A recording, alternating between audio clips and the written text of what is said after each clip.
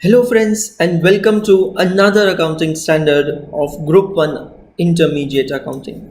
दोस्तों हमने अभी तक काफ़ी स्टैंडर्ड्स देख लिए हैं और उन सारे स्टैंडर्ड्स पे examination questions, RTP questions, as well as the questions from DS Rawat sir's books are also practiced by us.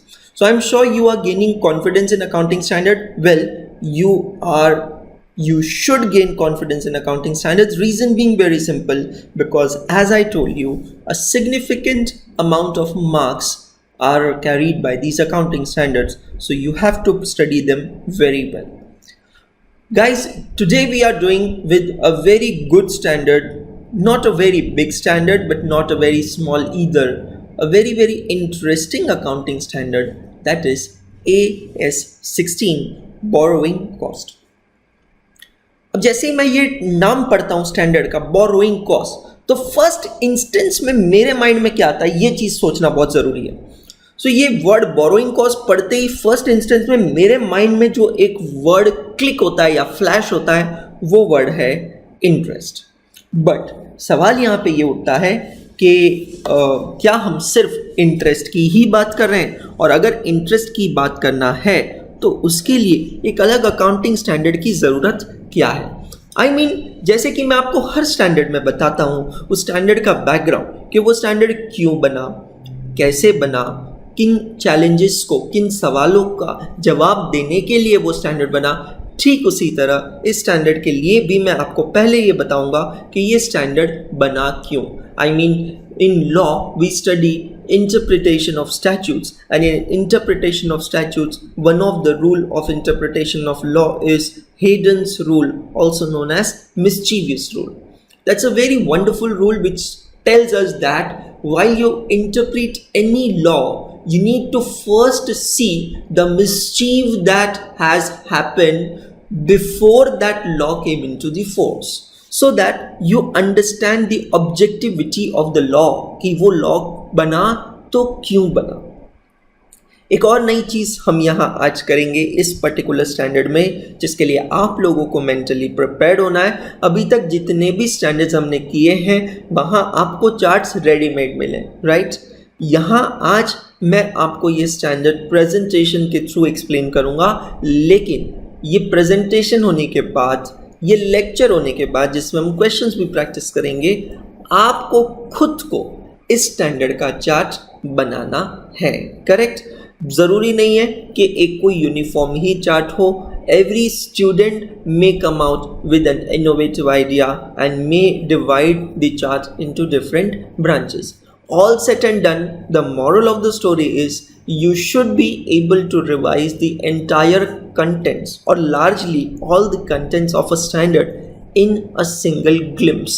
That's the overall objective of this particular exercise. Correct? So my dear friends, करते हैं शुरू, देखते हैं ये standard को और देखते हैं वो मिस्चीफ हुई क्या जिसके वजह से ये स्टैंडर्ड बना.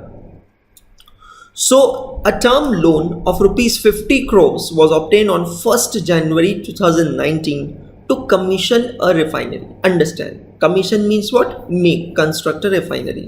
So, मुझे एक रिफाइनरी, ऑयल रिफाइनरी कंस्ट्रक्ट करना है. समझना मतलब, it's not an asset which is ready possession asset.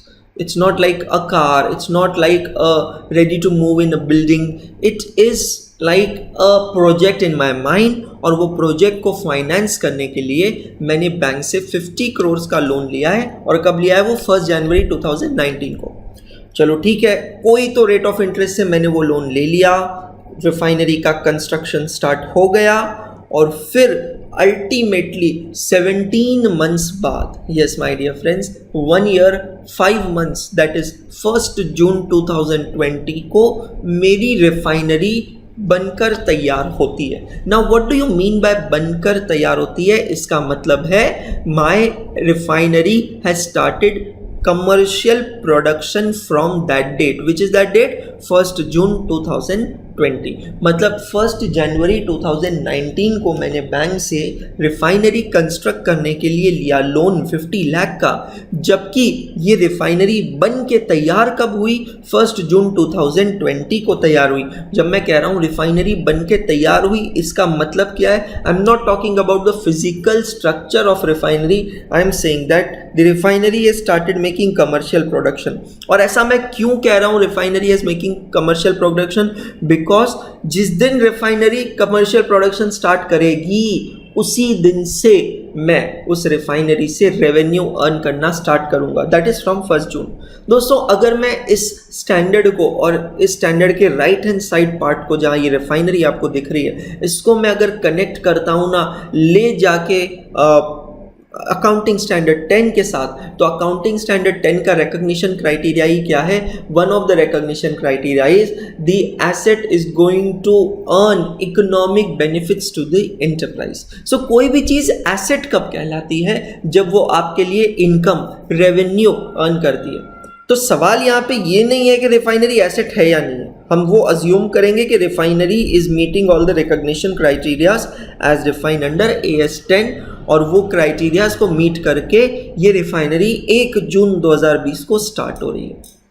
सवाल ये है कि मैंने बैंक से जो 50 करोड़ का लोन लिया है 1 जनवरी 2019 को, लेकिन ये रिफाइनरी जिसके लिए लोन लिया गया है, ये रिफाइनरी पैसा कमाना चालू कर रही है 1 जून 2020 से। सवाल ये है कि इन दोनों डेट्स के बीच 17 महीनों का जो मैंने बैंक को इंटरेस्ट पे किया है, इस इंटरेस्ट का क्या करना चाहिए? I mean, what should be the treatment of the interest paid in this period of 17 months? Well, right from the beginning, we have always been taught that interest is a revenue expenditure to be debited to P&L account, and nothing wrong in that. That's absolutely right. But don't you think so? We need to look at the reason of the borrowing. Don't you think so? We need to look at the application of the amount which is borrowed on interest. I mean, यहाँ पे हमने ये पैसा interest पे क्यों लिया है, किस चीज़ के लिए लिया है? आपको नहीं लगता ये सब हमें देखना चाहिए? यस, आप बिल्कुल सही सोच रहे हैं, ये हमें बिल्कुल कंसिडर करना चाहिए। यहाँ पे इस केस में ये 50 करोड़ का लोन हमने क्यों लिया है? Because we want to construct an asset and therefore the amount of interest paid on such loan is also going to form the part of cost of an asset. That means it should be capitalized.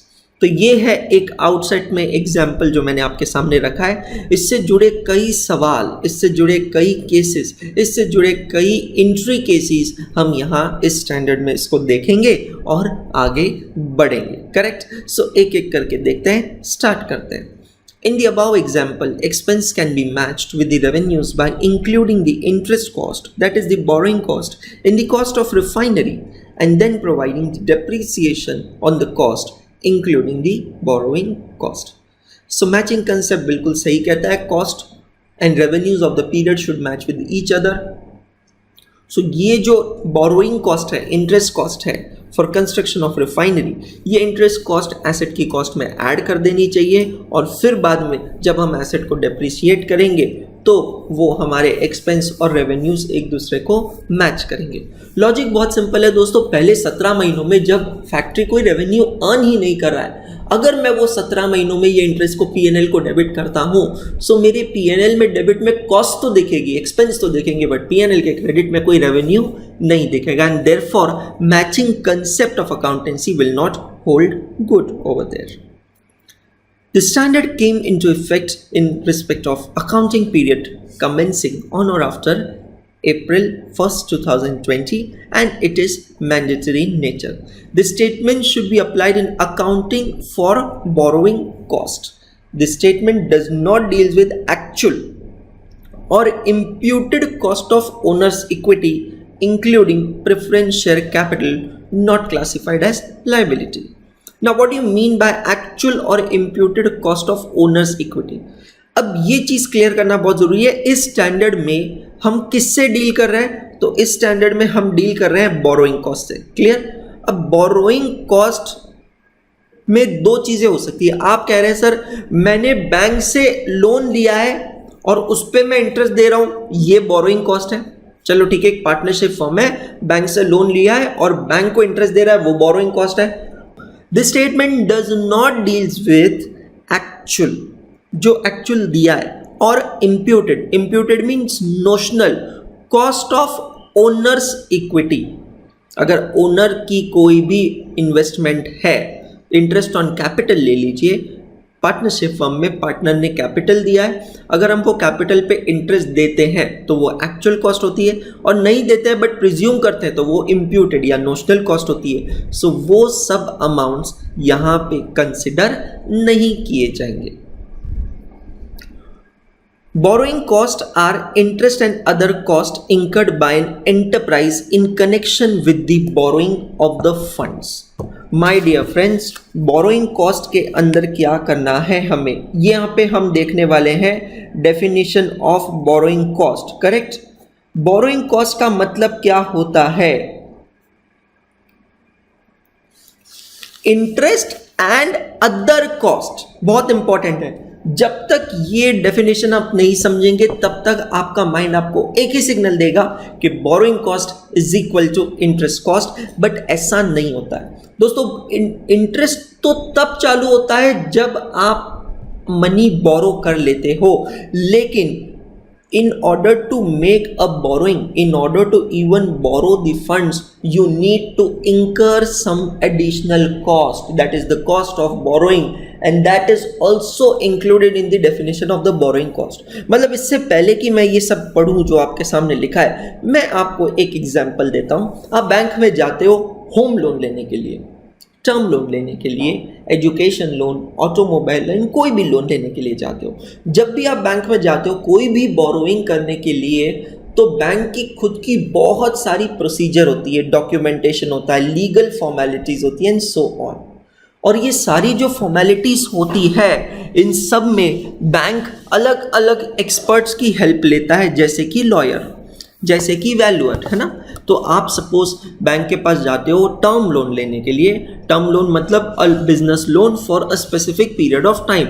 सो आप bank के पास जाते हो और कहते हो कि ये एक पुरानी फैक्ट्री है, इस फैक्ट्री को मैं खरीदना चाहता हूँ और इस फैक्ट्री को खरीदने के लिए मुझे आपसे इतना इतने का लोन चाहिए। तो बैंक डायरेक्टली आपको लोन दे देगा? नहीं। कभी भी लोन सैंक्शन करते समय दो चीज़ों को बहुत इंपॉर्टेंट है, दो फैक्टर्स को कंसिडर किया जाता है। एक तो subject matter, the property under consideration. तो बैंक क्या करेगा, जो आप प्रॉपर्टी में इन्वेस्ट करना चाहते हैं, जिस प्रॉपर्टी के लिए आप लोन ले रहे हैं, उस प्रॉपर्टी का वैल्यूएशन कंडक्ट किया जाएगा, उसकी मार्केट वैल्यू निकाली जाएगी। और वो कैसे निकाली जाती है? तो बैंक लेता है help of experts, engineers known as valuers. तो बैंक जब वैल्यूअर्स की मदद लेगा, हेल्प लेगा, तो वैल्यूअर्स उस बिल्डिंग का इंस्पेक्शन करेंगे, उसके पास्ट रिकॉर्ड्स देखेंगे, ये वो, और वो बिल्डिंग की प्रेजेंट वैल्यू असरटेन करेंगे। That means they will be providing their services.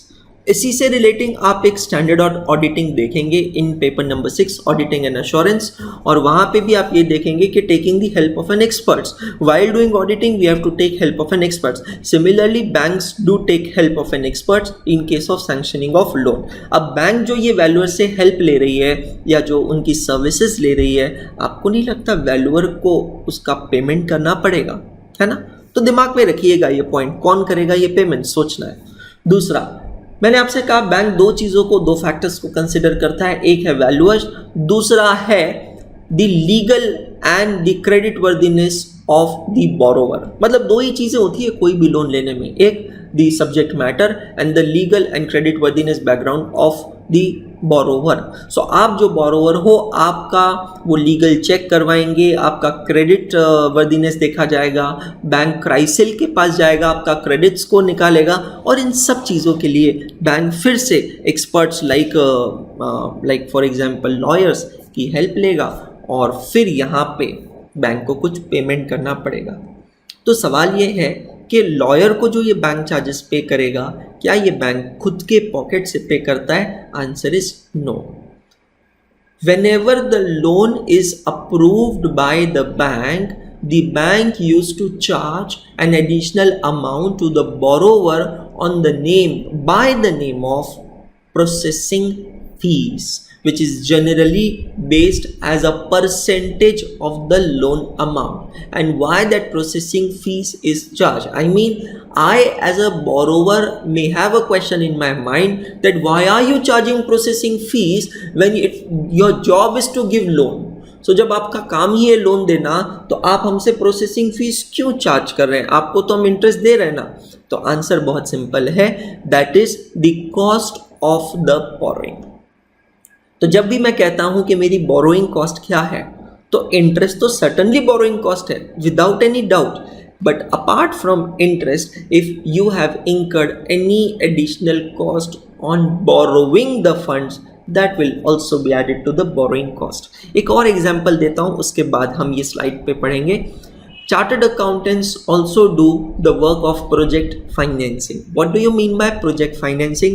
So if you have a business idea in your mind and if you want to borrow money to finance that business idea, so you can approach a practicing chartered accountant. The practicing chartered accountant will help you out right from the inception. That means he will he'll prepare the project report, he will prepare the financial projections, and he will also try to arrange funds based on that project report for you. Now in this situation, these chartered accountants who generally charge some percentage of the borrowing amount as their fees. So amount paid to chartered accountants to arrange the amount of loan, don't you think so it will also be added to the borrowing cost? And the answer is yes. So as the name suggests, any cost incurred to borrow is known as borrowing cost and interest is just one of them. पढ़ते हैं अब ये definitions को। Borrowing costs are interest and other costs incurred by an enterprise in connection with borrowing of the funds. It includes interest, commitment charges, amortization of discounts and premium on redemption relating to borrowings, amortization of ancillary cost, finance charges in respect of asset acquired under finance leases and under other similar arrangements, exchange difference arising from foreign currency borrowing to the extent that they are regarded as adjustment to interest cost. Can interest on working capital be capitalized as borrowing cost? अब सवाल ये है कि मैंने मेरे business में जो पैसा लिया है, ज़रूरी नहीं है वो पैसा सिर्फ एसेट के लिए ही हो, किसी भी चीज़ के लिए हो सकता है। तो यहाँ पे मैंने एक क्वेश्चन रेज किया है आपके सामने कि अगर मैंने वर्किंग कैपिटल फाइनेंस करने के लिए कुछ मनी बोरो किया है, what do you mean by working capital? The amount required for day-to-day business operation is known as working capital. So in case I have borrowed any money to finance my working capital, so interest paid on that borrowing, can it be capitalized? और मैं आपको उसका answer बताता हूँ। उसका clearly answer है no. My dear friends, हम इस स्टैंडर्ड में एक बहुत अच्छा वर्ड पढ़ेंगे, एक बहुत इंपॉर्टेंट वर्ड पढ़ेंगे और वो वर्ड है ये qualifying assets. Yes, my dear friends, you heard me right. Qualifying asset. एक चीज आप कहते हैं ना, फिट कर लीजिएगा आपके माइंड में, borrowing cost incurred on qualifying asset will only be capitalized under AS 16. मतलब हम अकाउंटिंग स्टैंडर्ड 16 में कौन सी बोरोइंग कॉस्ट से डील कर रहे हैं? We are not dealing with the revenue borrowing cost. We are dealing with the borrowing cost which is to be capitalized. And which borrowing cost is to be capitalized? That borrowing cost which is going to be incurred on qualifying asset. एक बड़ा ही नया, बड़ा ही fresh word मैंने आपके सामने लिखा है जिसको हम समझेंगे। मैं आपको इतना आराम से इसीलिए एक्सप्लेन कर रहा हूँ क्योंकि इस पूरे स्टैंडर्ड को अच्छे से समझिएगा और जैसे जैसे आप समझते जाएंगे, at the end of understanding the standard you may prepare a rough sketch in your mind that how will you now start preparing chart on this accounting standard 16. Well, really speaking, अगर chart नहीं भी बना पाता है तो भी कोई problem नहीं है। इस वीडियो को आपके पास आप एग्जामिनेशन तक सेव करके रखिएगा and you can any time watch this video as many times as you want. The company has obtained an institutional loan of rupees 600 lakhs for modernization and renovation of its plant and machinery. Plant and machinery acquired under modernization scheme and installation completed on 31st March 2017 amounted to rupees 400 lakhs. Rupees 60 lakh have been advanced to supplier for additional assets, and the balance loan of 140 lakhs for has been used for working capital purpose. The accountant is in dilemma as to how the interest of rupees 60 lakh incurred during 2016-17 should be dealt with. सवाल बहुत सीधा है, 600 करोड़ का loan लिया है total और उसको अलग अलग चीज़ों के लिए यूज़ किया है. सो करंट ईयर में जो 600 करोड़ का लोन लिया है उसमें से 600 lakhs का जो लोन है that is utilise for modernising, that means renovating your plant and machinery. So principally it's a capital expenditure. फिर 60 lakh rupees has been advance to supplier for additional asset. कुछ नई एसेट्स खरीदनी है उसके लिए एडवांस दिया है, तो 60 लाख वहाँ यूज़ हुआ है और बाकी का जो 140 लाख है वो वर्किंग कैपिटल के लिए यूज़ हुआ है. अब ये जो 600 लाख का लोन है इस पर टोटल इंटरेस्ट चार्ज हुआ है 60 लाख, शायद रेट ऑफ इंटरेस्ट 10% होगा. तो हमारा जो ये अकाउंटेंट है ना वो कंफ्यूजन में है कि ये 60 लाख का ट्रीटमेंट क्या करना चाहिए. क्या ये पूरा कैपिटल एक्सपेंडिचर है, क्या ये पूरा रेवेन्यू एक्सपेंडिचर है, या ये इसमें से कुछ पोर्शन कैपिटल और कुछ पोर्शन रेवेन्यू एक्सपेंडिचर है. दोस्तों आप सोचते रहिए और मैं आपको बैकग्राउंड में हेल्प करता जाता हूँ, सपोर्ट करता जाता हूँ. The treatment of interest that is the borrowing cost depends on the application of the loan. Have you understood what I said? ये 60 लाख का ट्रीटमेंट इस पे डिपेंड होगा कि 600 लाख का आपने यूटिलाइजेशन कैसे किया है. सो अगर हम ये यूटिलाइजेशन को देखते हैं तो हमें पता चलता है that proportionate interest on funds utilized for modernization and renovation of plant and machinery including advances made to supplier for qualifying asset should be capitalized, but the amount of loan used for working capital purpose, मतलब ये जो 140 lakhs हमने working capital के लिए use किया है इसको capitalise नहीं करना है, because working capital is not a qualifying asset. समझ में आया आपको?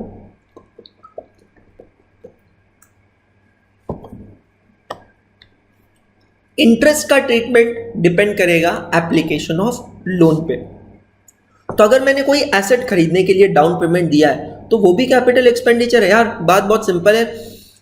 हमारा भाई अगम मोटरसाइकिल खरीद के लाया, तो मोटरसाइकिल की बुकिंग करते समय अगम ने उस डीलर को कुछ अमाउंट पे किया होगा एज द बुकिंग अमाउंट, और सब्सिक्वेंटली जब उसने उस बाइक की डिलीवरी ली होगी तो बैलेंस अमाउंट पे किया होगा. So the amount paid as an advance at the time of booking of the bike, will he not add that amount to the cost of the bike? I mean, when I say add to the cost of the bike, it actually means capitalizing. Therefore, answer is yes. Correct?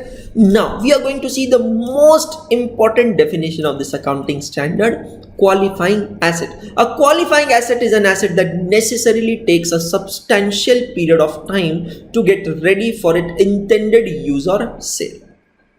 A qualifying asset, asset का मतलब हमें पता है, qualifying asset. Qualifying asset means which qualifies for borrowing cost. ऐसा नहीं है जैसे fix asset, current asset, tangible, intangible, वैसे आप कहोगे सर एक नया वर्ड है क्वालिफाइंग एसेट. नहीं. क्वालिफाइंग एसेट, वैसे क्वालिफाइंग एक एडजेक्टिव यूज किया गया है. An asset which is qualified for means which is eligible for capitalisation of borrowing cost, उसको कहते हैं क्वालिफाइंग एसेट. ये तो मैंने वर्ड का मतलब बताया, डेफिनेशन क्या है. A qualifying asset is an asset that necessarily takes मतलब कंपल्सरीली है, मतलब इसमें कोई चॉइस ही नहीं है. नेसेसरी का मतलब है compulsorily takes a substantial period of time. अब पता नहीं है सब्सटेंशियल पीरियड का मतलब क्या होगा, तो ये सब्सटेंशियल पीरियड को डिफाइन करने के लिए ASI 1 हमें रेफर करना होगा और ASI 1 क्या कहता है, सब्सटेंशियल पीरियड का मतलब होगा 12 months to get ready for it intended use और सेल। दोनों वर्ड बहुत इंपॉर्टेंट है, इंटेंडेड यूज और सेल। मतलब यहां पे एसेट का मतलब जो है ना, एसेट का मतलब, इसका मतलब it can even include inventory. अच्छे से समझना। और ये मैं कहाँ से लाया, बिकॉज ये वर्ड मुझे यहाँ पे दिख रहा है, sale, for its intended use और सेल। बहुत अच्छे से समझना है, बहुत अच्छी, बहुत छोटी और बहुत इंपॉर्टेंट डेफिनेशन है। यहाँ पे एसेट इस वर्ड को आपको लिटरली इंटरप्रेट करना है, don't interpret strictly. A qualifying asset is an asset that necessarily takes, necessarily मतलब लगना ही है, a substantial period of time, substantial मतलब more than 12 months। तो ऐसी कोई भी asset जिसको 12 months से ज़्यादा लगते हैं बनने में, किस चीज़ के लिए, to get ready। to get ready का मतलब पता है क्या है?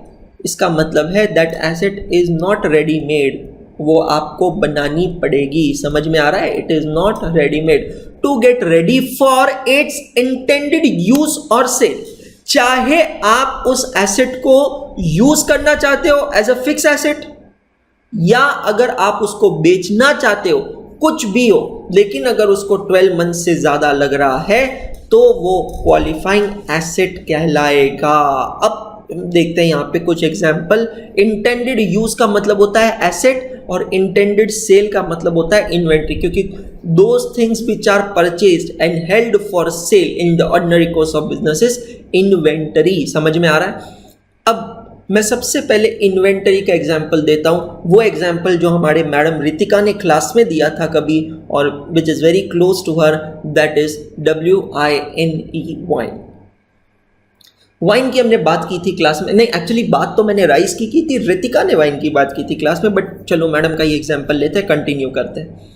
वाइन एक ऐसा प्रोडक्ट है जो जितना पुराना है उतना ज़्यादा वो एनरिच होता है और उतनी उसकी कॉस्ट बढ़ती जाती है। ठीक है? सो वैसे भी अगर उसको एज नहीं किया जाए तो मैंने ऐसा सुना है कि it is not prepared as a wine. I mean ageing is the part of the entire manufacturing process। अब अगर कोई वाइन को बनाने में आपको उस वाइन को मिनिमम 12 मंथ्स के लिए अगर एज करना है तो क्या वो क्वालिफाइंग एसेट कहलाएगी? तो डेफिनेशन पढ़ते हैं। अ qualifying asset is an asset that necessarily, क्या वाइन की एजिंग करना जरूरी है? क्या फ्रेश वाइन नहीं चलेगी? आंसर इज नो, वाइन की एजिंग करना जरूरी है। तो is it necessary? Yes. Takes a substantial period of time. Substantial period is defined as 12 months. ठीक है? So if it's required, हमारा जो ब्रांड है वो ब्रांड में हम 12 मंथ से पुरानी ही वाइन सेल करते हैं। Substantial period of time, yes. To get ready for its intended sale, मैं यूज वर्ड हटा रहा हूँ क्योंकि मैं भी इन्वेंटरी एक्सप्लेन कर रहा हूँ। Intended sale, तो हमारा इंटेंशन क्या है, हम इस वाइन को क्यों स्टोर करके रख रहे हैं 12 मंथ्स 14 मंथ्स? क्योंकि इसके बाद हम इसको बेचना चाहते हैं, तो ये वाइन क्वालिफाइंग एसेट कहलाएगी। कुछ और एग्जांपल्स लेते हैं यहाँ पे। Ship building companies construct huge ships and then sell those ships. Construction of ships necessarily takes substantial period of time. I mean they are not the product जो 2-4 दिनों में 2-4 महीनों में बन जाता है, उनको सालों का समय लगता है, कई महीनों का और सालों का। ऐसा ही एक और एग्जाम्पल है construction of an aircraft. So Boeing company के लिए एयरक्राफ्ट इन्वेंट्री है, बिल्कुल सही जवाब है, लेकिन एयरक्राफ्ट उनके लिए क्वालिफाइंग एसेट है। क्यों क्वालिफाइंग एसेट है? Because it takes substantial period of time to get ready for its intended sale. समझ में आया? तो यहाँ पे दोस्तों आपको पता है ये एसेट, इस वर्ड को सिर्फ आपको AS10 वाले एसेट की तरह इंटरप्रेट नहीं करना है। अगर आपको सिंपल एक चीज ध्यान रखना है, अगर किसी चीज को बनाने में 12 मंथ से ज्यादा का समय लग रहा है और वो चीज को या तो आप एसेट की तरह यूज करने वाले हो अपने बिजनेस में, या फिर वो चीज को आप बेचने वाले हो आगे, तो वो क्वालिफाइंग एसेट कहलाता है। और अगर वो क्वालिफाइंग एसेट है तो उस क्वालिफाइंग एसेट पे पे किया हुआ इंटरेस्ट, बोरोइंग कॉस्ट कैपिटलाइज किया जा सकता है। अब मैं एग्जांपल देता हूं आपको इंटेंडेड यूज इस वर्ड का, जो आपको एसेट के बारे में बताएगा। So I have a desire to open a very good 5-star hotel, correct? I'm not talking about a restaurant, I'm talking about a hotel.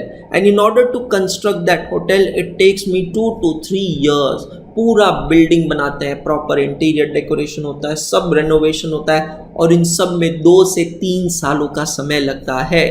वो बिल्डिंग मेरी क्या बन जाएगी दोस्तों? Qualifying asset. It will be regarded as my qualifying asset। समझ में आ रहा है? So anything which necessarily takes substantial period of time to get ready for its intended use or sale comes under the definition of qualifying asset। Examples यहाँ मैंने दिए, आपको check कीजिए। मैन्युफैक्चरिंग प्लांट्स है, पावर जनरेशन प्लांट्स है, inventories that require a substantial period of time to bring them to saleable condition. ऐसी inventories जिसको बेचने के लिए आपको समय देना ही पड़ता है। राइस का एग्जांपल लीजिए, राइस जितना पुराना है उतना अच्छा है, उतना महंगा होता है। And last is investment properties.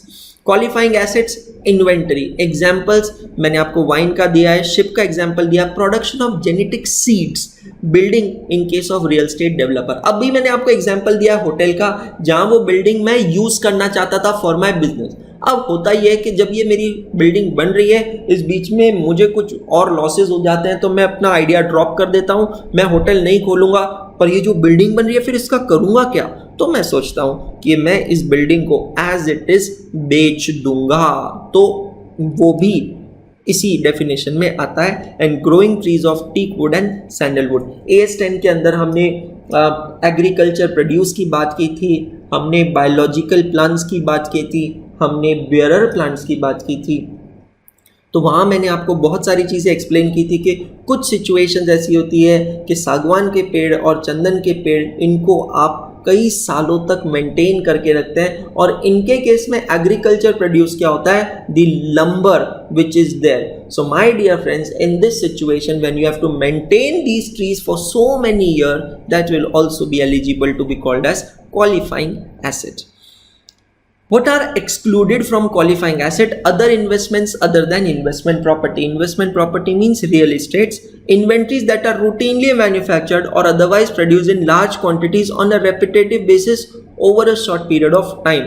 So जी, जो चीज़ रेगुलर बेसिस पे बनती है, कॉन्स्टेंटली मैन्युफैक्चर होती है, जैसे वाइन के केस में कुछ वाइनरीज ऐसी होती है जो वाइन को बहुत कम समय के लिए एज करती है, मे बी 3 months और 4 months और may be even 2 months। So वो जो वाइन्स होगी, they won't be qualified as a qualifying asset. Assets that are ready for intended use और sale when acquired, I mean ready possession building है तो वो qualifying asset नहीं होगी।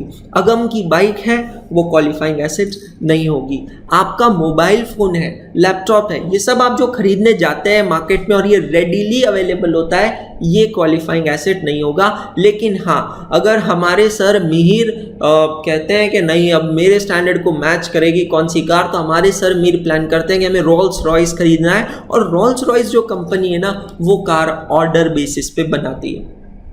तो मीर अपना स्टाइल क्वेश्चन डिफाइन करते हैं, मीर अपना कलर चॉइस, सिलेक्शन, डिज़ाइन, ये सब कुछ डिफाइन करते हैं, और वो सारे पैरामीटर्स को कंसीडर करके रोल्स रॉयस कंपनी मीर को कहती है कि सर हम आपकी कार बनाना चालू करेंगे और उसको थोड़ा समय लगेगा, और थोड़ा मतलब है अप्रॉक्सीमेटली 1 ईयर। तो ये जो कार है ना, ये क्वालिफाइंग एसेट बन जाएगी। किसके लिए क्वालिफाइंग एसेट बन जाएगी?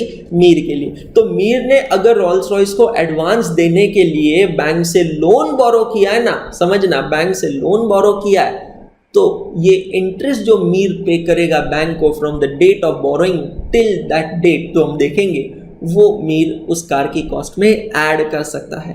Well, really speaking, this will also become a qualifying asset for the Rolls Royce companies, that is the seller, because for them it is a qualifying asset dash inventory, और मीर के लिए क्या है? Qualifying asset dash asset. So that is going to come over here. Recognition, borrowing costs that are directly attributable to acquisition, construction or production of qualifying asset should be capitalized as a part of cost of an asset. Logic यहाँ पे बहुत simple चल रहा है। AS10 property plant and equipment में भी हमने देखा था कि एसेट की कॉस्ट मतलब क्या? तो हम उसी एक वर्ड को लेके आगे जा रहे हैं, क्योंकि एसेट की कॉस्ट में क्या बोरोइंग कॉस्ट ऐड होगी या नहीं होगी, इस सवाल का जवाब हमें ये अकाउंटिंग स्टैंडर्ड देगा।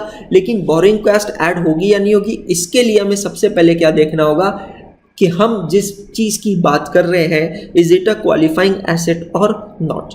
Borrowing cost are capitalised when it is probable that there will be future economic benefits to the enterprise. हाँ, अब मिहिर का जो एग्जाम्पल हम डिस्कस कर रहे थे, अगर ये कार मिहिर पर्सनल यूज के लिए ले रहा है तो मिहिर उस कार की बोरोइंग कॉस्ट को कैपिटलाइज नहीं कर सकता। क्यों नहीं कर सकता? इस पॉइंट के वजह से नहीं कर सकता, क्योंकि AS 16 क्या कहता है, borrowing cost are capitalised when it is probable that they will result in future economic benefits to the enterprise. अगर वो कार मिहिर इसलिए खरीद रहा है कि वो कार से वो फ्यूचर में इकोनॉमिक बेनिफिट्स डिराइव करेगा, तब तो उस कार की बोरोइंग कॉस्ट को वो कैपिटलाइज कर सकता है। लेकिन अगर पर्सनल यूज के लिए तो नहीं कर सकता।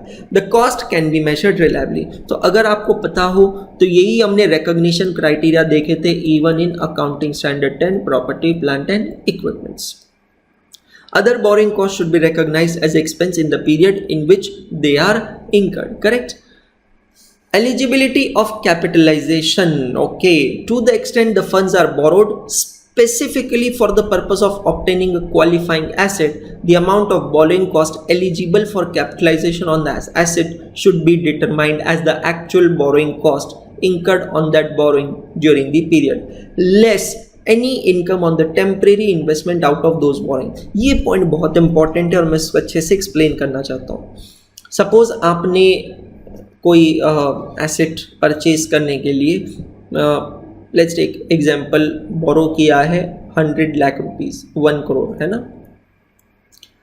तो अब 1 करोड़ रुपीस आपने बोरो तो कर लिया है, लेकिन आपने जो एसेट के लिए, जो क्वालिफाइंग एसेट के लिए ये पैसा लिया है, इट्स अ स्पेसिफिक बोरोइंग, समझना, ठीक है। उसमें से अभी 100 लाख में से सिर्फ 40 लाख रुपीस यूज हुए हैं, ठीक है। इंटरेस्ट बैंक को पूरा 100 लाख पे देना पड़ रहा है, बट अभी आपने उसमें से यूज कितना किया है? 40 लाख। क्यों सर, बाकी का क्यों नहीं यूज़ किया? क्योंकि एसेट बनने में टाइम लग रहा है ना। तो जैसे जैसे एसेट बनती जाएगी वैसे वैसे खर्चा होता जाएगा। याद करो कॉन्ट्रैक्ट कॉस्टिंग में मैंने आपको क्या एक्सप्लेन किया था, there is something known as progressive payment. So as and when the construction progresses I have to make payment. अब मेरा बाकी का जो 60 लाख रुपीज़ है ना, वो अभी आइडल पड़ा है। आइडल पड़ा है मतलब ना मैंने उसे खर्चा किया है और ना ही वो बैंक के पास है, वो मेरे पास है, और बैंक मुझे इंटरेस्ट टोटल अमाउंट पे ही चार्ज कर रहा है 100 लाख पे। प्लीज अंडरस्टैंड, बैंक ये नहीं देखता आपने पैसे का क्या किया या नहीं किया, बैंक एक ही चीज देखता, अगर बैंक से पैसा बाहर गया है तो बैंक उस पर इंटरेस्ट चार्ज करेगा। आप क्या करते हो, क्योंकि ये 60 लाख रुपीज आइडल पड़ा है फॉर द टाइम बीइंग, आप ये 60 लाख रुपीज को इन्वेस्ट कर देते हो। क्या मैं ऐसा कर सकता हूँ सर? हाँ, बिल्कुल कर सकता हूँ। तो मैं इसको इन्वेस्ट कहाँ करता हूँ? सबसे कंजर्वेटिव तरीका है FD, क्योंकि आजकल स्टॉक मार्केट वगैरह का कोई भरोसा नहीं है। मैं बैंक में जाके उसको फिक्स डिपॉजिट करता हूँ 2-4 महीनों के लिए, जब तक मुझे पैसों की ज़रूरत नहीं है, इस पर मैं इंटरेस्ट अर्न करता हूँ। अब ये रेड वाली लाइन पढ़ते हैं, less any income on temporary investment out of those borrowings. If I have made any temporary investment, please understand, ये इन्वेस्टमेंट टेम्परेरी नेचर की है। क्यों टेम्परेरी नेचर की है? क्योंकि जैसे ही मेरी बिल्डिंग बनकर तैयार होगी, ये 60 लाख रुपए मुझे उसको देना पड़ेगा, बिल्डर को, डेवलपर को देना पड़ेगा। पर जब तक वो डेवलपर पैसा नहीं मांग रहा है, ये पैसा मेरा आइडल पड़ा है, इस पैसे को आइडल रखने की जगह मैं एक टेम्परेरी इन्वेस्टमेंट कर रहा हूं, और ये टेम्परेरी इन्वेस्टमेंट पे अगर मुझे कोई इनकम हो रही है तो वो इनकम से मेरी बोरोइंग कॉस्ट रिड्यूस होगी। इतनी चीज समझ लेना, मतलब how much will be the net borrowing cost, it is equal to total interest paid on 100 lakhs minus interest earned from investment of 60 lakh. So that is going to be my net borrowing cost, which will be eligible for capitalization. To the extent that funds are borrowed generally and used in the purpose of obtaining a qualifying asset, the amount of borrowing cost eligible for capitalization should be determined by applying a capitalization rate to the expenditure on the asset. The capitalization rate should be weighted average borrowing cost applicable to the enterprise with reference to borrowings that are outstanding during the period other than borrowings made specifically for the purpose of obtaining a qualifying asset। दोस्तों ये जो last 2 slides है ना, इस पे मैंने 3 questions cover किए हैं आपके बुक में, जो अभी हम डिस्कस करेंगे। फिर से मैं समझा रहा हूँ, ध्यान से समझिएगा। हम यहाँ पे 2 टाइप के बोरोइंग्स की बात कर रहे हैं, 2 टाइप के बोरोइंग्स की। कौन से 2 टाइप के बोरोइंग्स? एक है स्पेसिफिक बोरोइंग, मतलब ऐसा अमाउंट जो मैंने बोरो किया है सिर्फ और सिर्फ क्वालिफाइंग एसेट के लिए। तो any interest paid on specific borrowing, any borrowing cost on specific borrowing, ये तो पूरी तरह कैपिटलाइज होगा, इसमें कोई डायलेमा ही नहीं है। अब हम इस स्लाइड में बात कर रहे हैं कौन से बोरोइंग की? We are talking about general borrowing. क्या मतलब होता है जनरल बोरोइंग का? मैंने लोन तो ले लिया है, बट ये लोन सिर्फ इस क्वालिफाइंग एसेट के लिए ही नहीं है। याद है ना वो 600 लाख वाला एग्जांपल, जहां मैंने 140 लाख वर्किंग कैपिटल के लिए यूज किया था, हम उसकी बात कर रहे हैं, है ना। सो मैंने जनरल बोरोइंग की है, not a specific borrowing. Specific borrowing means only for that particular qualifying asset.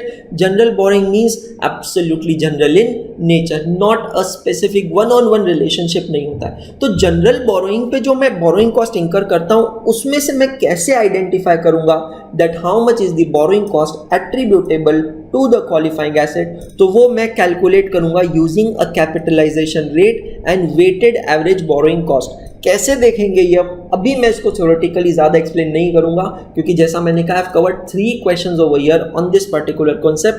2 will be doing in class work, 1 will be your homework. तो जब हम वहां पे आएंगे तब आपको ये चीज़ और क्लियरली समझ में आएगी। दोस्तों, amount of borrowing cost capitalise should not exceed the amount of borrowing cost incurred during the period. बात बिल्कुल सही है, मतलब जितनी कॉस्ट मैंने दी नहीं है उससे ज्यादा मैं बोरोइंग कॉस्ट को कैसे कैपिटलाइज कर सकता हूं? Principle of undue enrichment. When the carrying amount of the qualifying assets exceeds its recoverable amount, the carrying amount is written down और written off in accordance with the requirement of other accounting standard, may be AS 28 impairment of assets. So मुझे सिर्फ ये ध्यान रखना है कि assets की जो मेरी कैरिंग अमाउंट है, कैरिंग अमाउंट मतलब बुक वैल्यू, वो उसकी रिकवरेबल वैल्यू मार्केट वैल्यू से ज़्यादा नहीं होनी चाहिए, और अगर ऐसी होती है तो हमें उतना अमाउंट राइट ऑफ करना पड़ेगा। तो प्रूडेंस भी यही कहता है, और बाकी कुछ रिलेवेंट अकाउंटिंग स्टैंडर्ड्स भी इसके बारे में बात करते हैं। अब दोस्तों एक चीज़ समझना, हैविंग अंडरस्टूड इस स्टैंडर्ड को मैं कैसे समराइज कर रहा हूँ अभी तक, यहाँ तक, क्योंकि अभी ऑलमोस्ट हम कंप्लीट करने वाले हैं स्टैंडर्ड। सबसे पहले स्टैंडर्ड में हमें क्या चेक करना है? We have to understand what is the qualifying asset. सबसे पहले और सबसे बेसिक चीज़ है, क्योंकि ये अगर है तो ही हमें आगे बढ़ना है, नहीं तो कोई ज़रूरत ही नहीं आगे बढ़ने की। अगर ये क्वालिफाइंग एसेट है तो फिर दूसरी चीज़ हमें क्या समझना है? मतलब हमने सबसे पहले ये स्टैंडर्ड चालू किया by understanding what is borrowing cost, then we understood what is qualifying asset. Now we are going to understand, चलो आपने कहा है कि borrowing cost on qualifying asset should be capitalise, बिल्कुल सही कहा है, लेकिन इसमें हमें 3 चीज़ें अब देखना है और फिर ये स्टैंडर्ड खत्म हो जाएगा। क्या है वो 3 चीज़ें? सबसे पहली चीज़,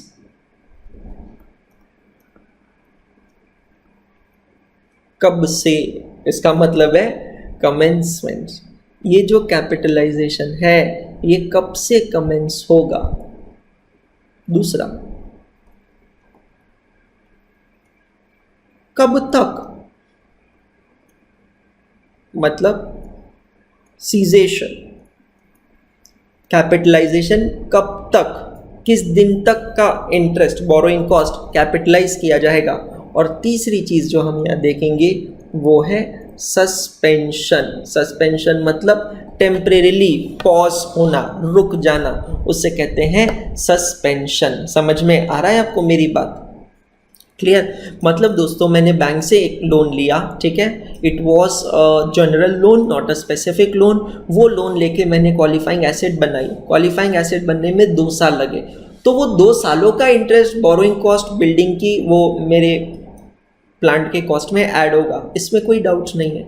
लेकिन मैं क्या करता हूँ, जब वो बिल्डिंग बन गई उसके बाद भी वो लोन को कंटिन्यू करता हूँ, क्योंकि जब तक मेरे पास पैसा नहीं आता और मैं बैंक को पैसा वापस नहीं लौटाता मेरा इंटरेस्ट चालू रहेगा, मतलब borrowing cost will continue even in third year, fourth year, fifth year, sixth year. तो सवाल ये उठता है कि ये बोरोइंग कॉस्ट किस दिन से, I mean from 0 year to which year this will be capitalised. ऐसा थोड़ी है कि बिल्डिंग अगर बन गई तो उसके बाद भी कैपिटलाइजेशन चालू रहेगा, नहीं, क्योंकि एक बार क्वालिफाइंग एसेट बन गई तो ये कैपिटलाइजेशन बंद होना चाहिए। तो हम ये 3 डेट्स पे अब यहाँ करेंगे discussion. The date of commencement of capitalisation, date of cessation of capitalisation, cessation मतलब बंद हो जाना, एंड सस्पेंशन, अगर बीच में कोई भी इंटरफियरेंस होता है, कोई भी इंटरप्शन होता है तो उसका क्या होगा वो हम यहाँ देखेंगे।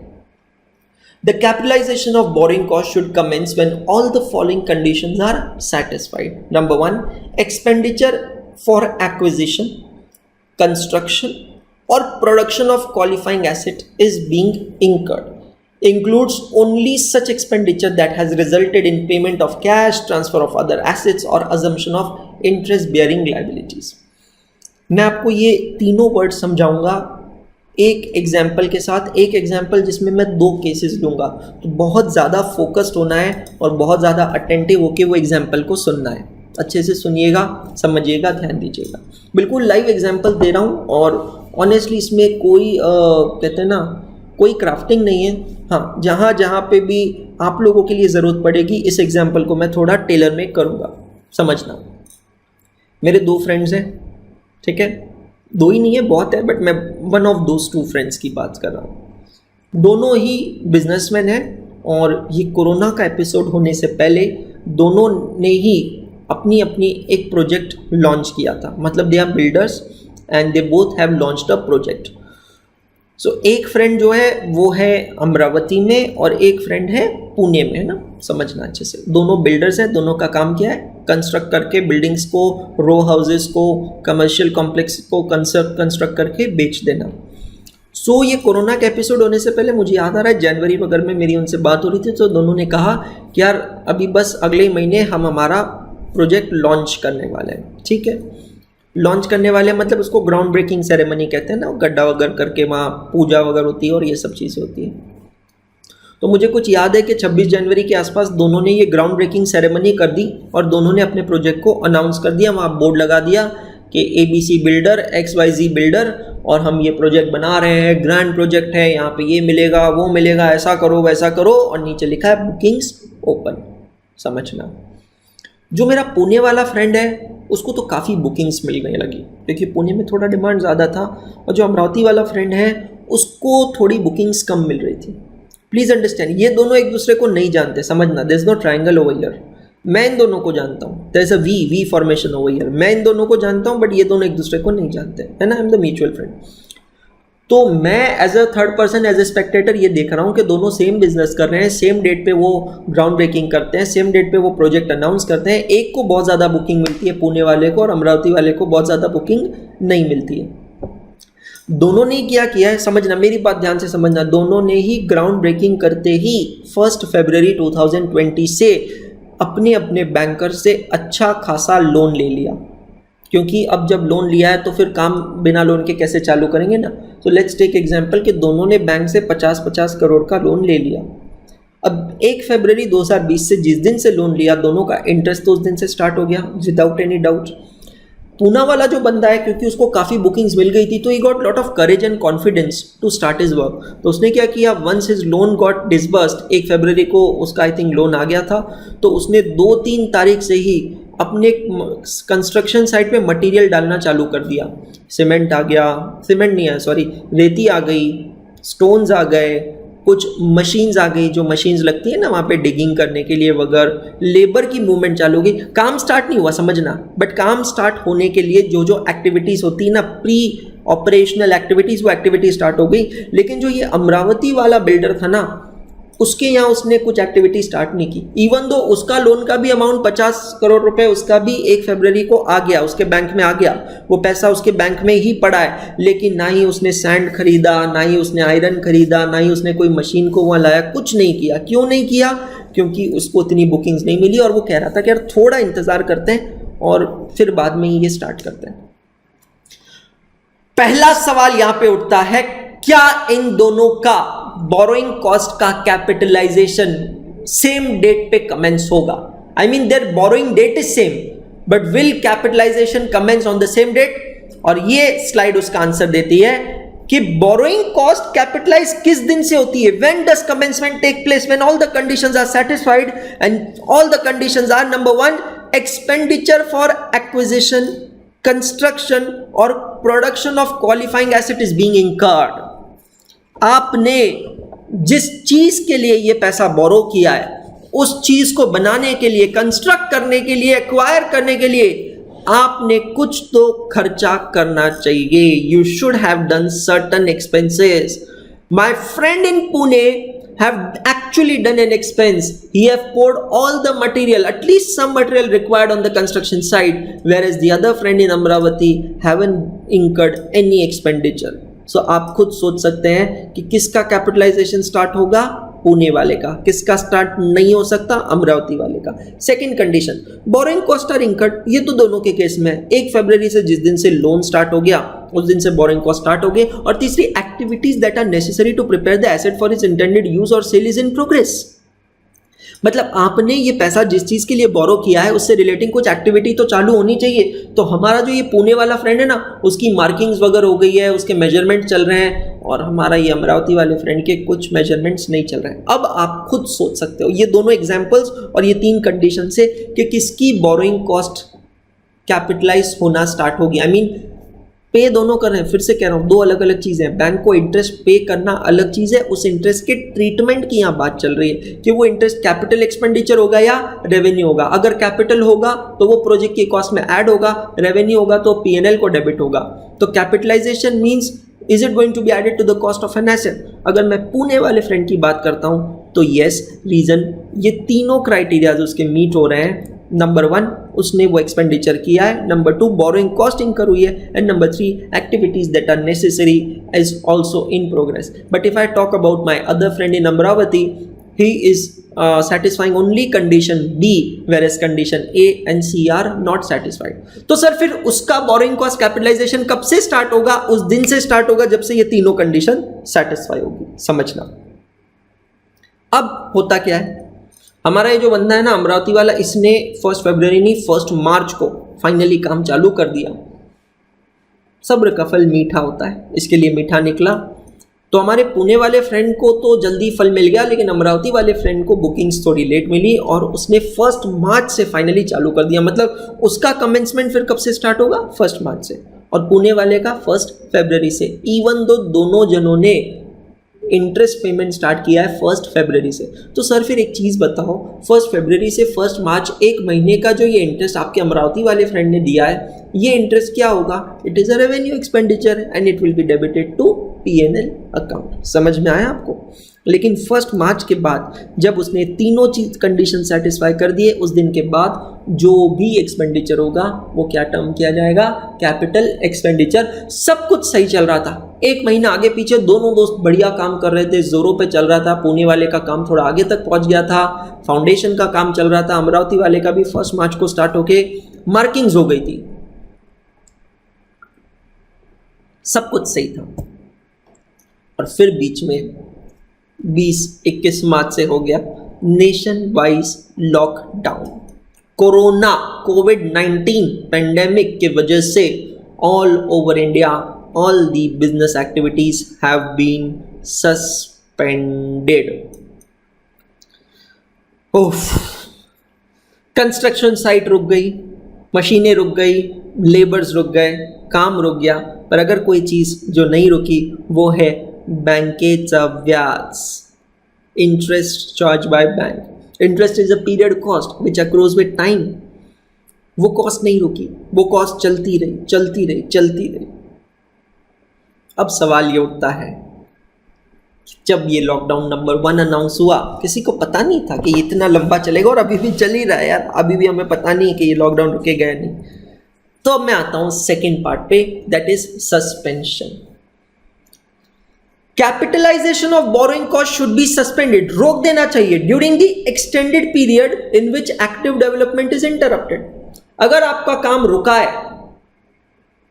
तो जितने समय के लिए रुका है उतने समय की बोरोइंग कॉस्ट को आप कैपिटलाइज नहीं करोगे. You should suspend the capitalization of borrowing cost during the period in which active development is interrupted. लेकिन ये सस्पेंशन कब नहीं होगा? ये suspension, capitalization is not normally suspended during a period when substantial technical and administrative work is carried out. अगर major मतलब अगर significant काम हो गया होता था तो यह सस्पेंशन नहीं होता था.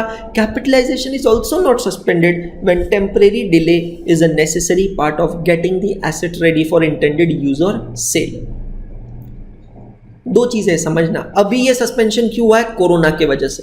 तो कोरोना के वजह से जो सस्पेंशन हुआ है, ये पीरियड का बोरोइंग कॉस्ट का कैपिटलाइजेशन क्या करना है देखना है. लेकिन कुछ ऐसे पीरियड होते हैं जब हम सस्पेंड नहीं करते हैं. कब नहीं करते सस्पेंड? दो चीजें हैं. एक, जब मेजर काम हो गया है, और दूसरा जब आपने काम को रोका है क्योंकि ये उस प्रोजेक्ट की नीड है, ज़रूरत है. जैसे कि आपको पता है कि जो भी बिल्डिंग्स बनती है उनकी स्लैब्स डाली जाती है, और जो स्लैब्स डालते हैं ये स्लैब्स को कंपल्सरीली हमें 40 से 50 दिन का समय देना पड़ता है ताकि ये स्लैब्स ड्राई हो सके, मजबूत हो सके. मतलब depending on the width of the slab, कुछ बिल्डर्स तो बहुत छोटे में 25 दिन में भी वो स्लैब हटा देते हैं. गलत है. आइडियली अगर आपको स्लैब स्ट्रांग चाहिए, और स्लैब तो स्ट्रांग होना ही चाहिए क्योंकि पूरी बिल्डिंग उस पर टिकी होती है, तो वो स्लैब को सूखने के लिए आपको एक 30 से 40 दिन 50 दिन का समय देना होता है. 30-40 दिन 50 दिन आपका ऑलमोस्ट सारा काम सस्पेंडेड होता है. पर ये सस्पेंशन क्यों है? बिकॉज ये सेकेंड कंडीशन पढ़ो. Capitalization is not suspended when a temporary delay is necessary part of getting the asset ready for intended use और सेल. तो इस सिचुएशन में क्या होता है, आपका कैपिटलाइजेशन सस्पेंड नहीं होता है.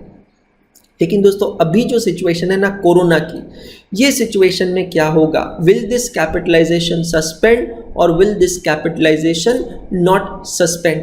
ये एक्चुअली टोटल सब्जेक्टिव मैटर है. केस टू केस डिसीजंस लिए जाएंगे. This is the situation beyond our control. When the things are beyond our control, इसे कहते हैं नॉर्मल.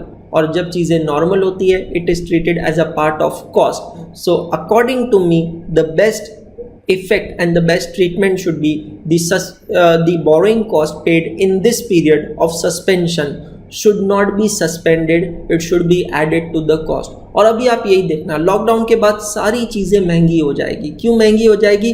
क्योंकि ये 2-3 महीनों में सारे बिजनेसमैन ने जो भी आइडल कॉस्ट इंकर की है, इंटरेस्ट है, सैलरीज है, रेंट है, ये सारी कॉस्ट वो अपने प्रोडक्ट में चार्ज करेंगे एंड कॉन्सिक्वेंटली उनका प्रोडक्ट महंगा हो जाएगा. और अब हम आते हैं तीसरे सवाल पे कि बोरोइंग कॉस्ट किस दिन सीज होगी. सीज होगी मतलब बंद होगी.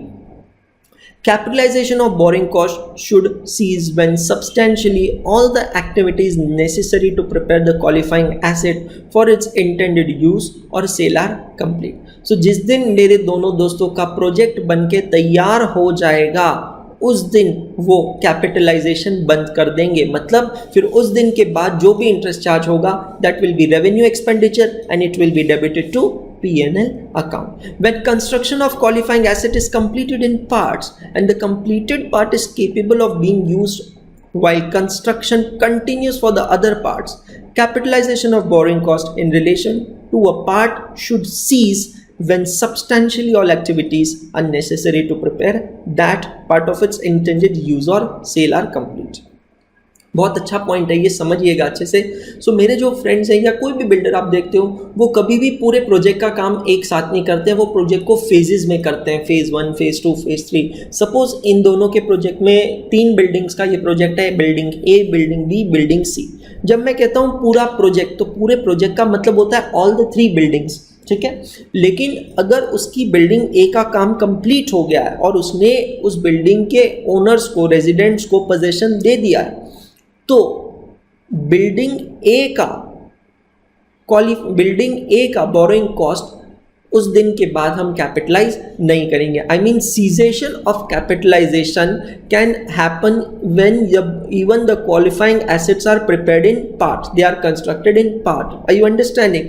आई mean it's not necessary that you have to wait for all the 3 buildings to get over and then only cessation will take place. If you are producing your qualifying assets in parts and even a single part is also completed for its intended use or sale, then also the amount paid on such part will be immediately seized. ये चीज का आपको रखना है ध्यान.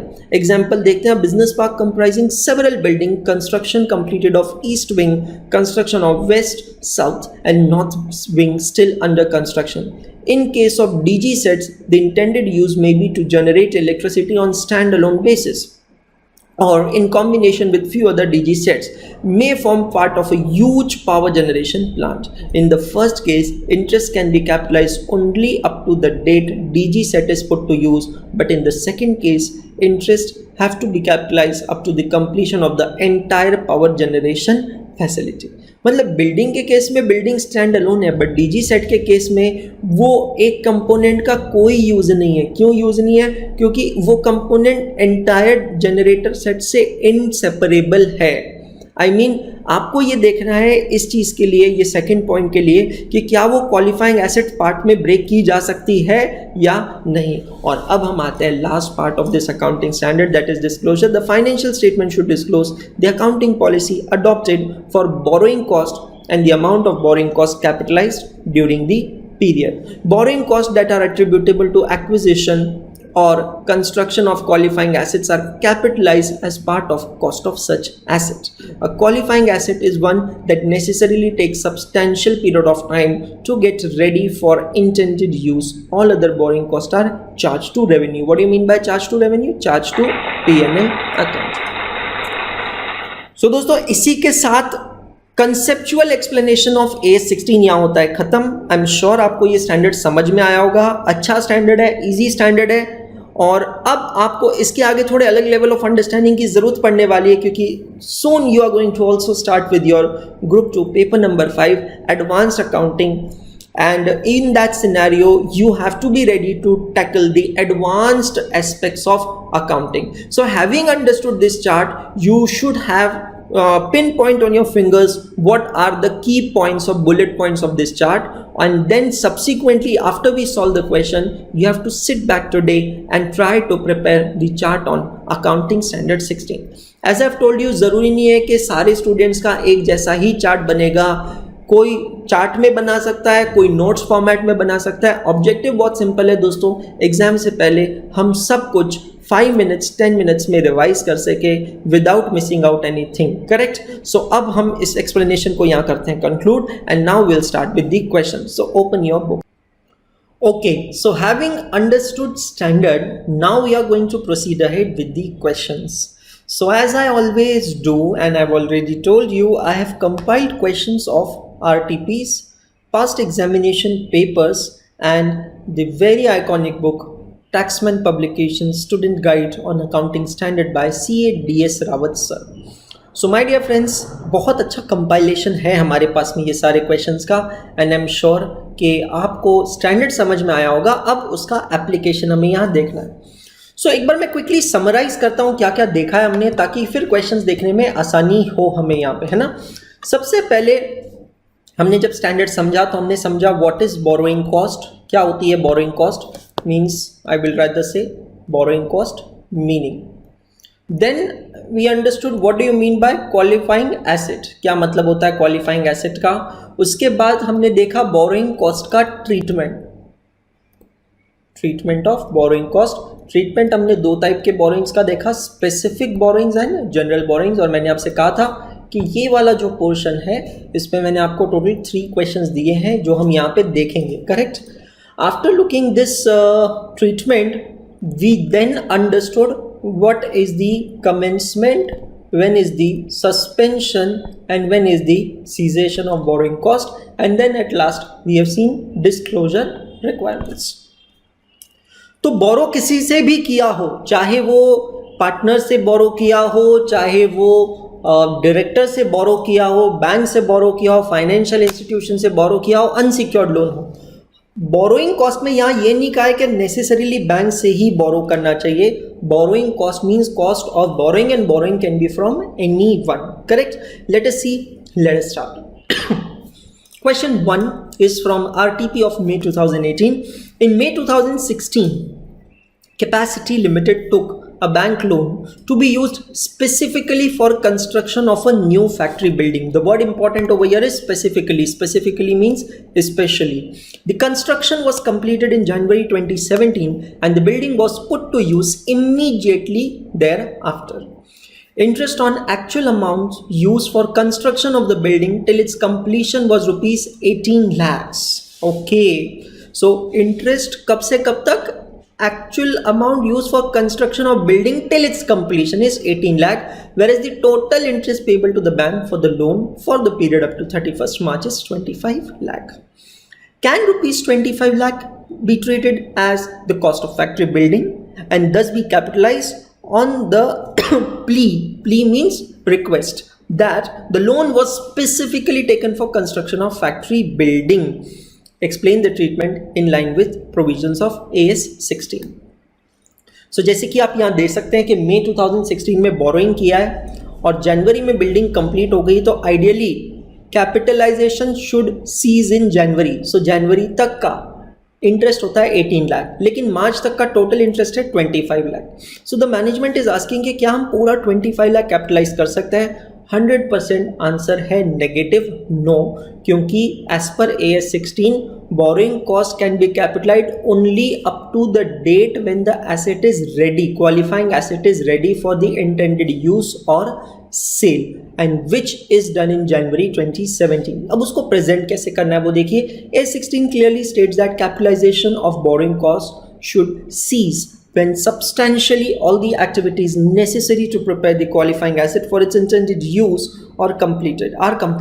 Therefore, interest on amount that has been used for construction of building up to the date of completion, that is January 2017, that is rupees 18 lakh, can alone be capitalized. It cannot be extended up to 25 lakh. So बहुत easy question है, अच्छा question था.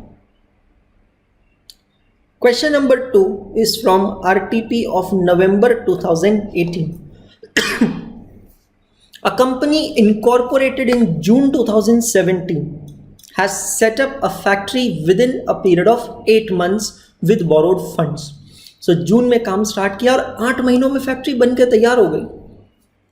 The construction period of the asset has reduced drastically due to usage of technical innovations by the company.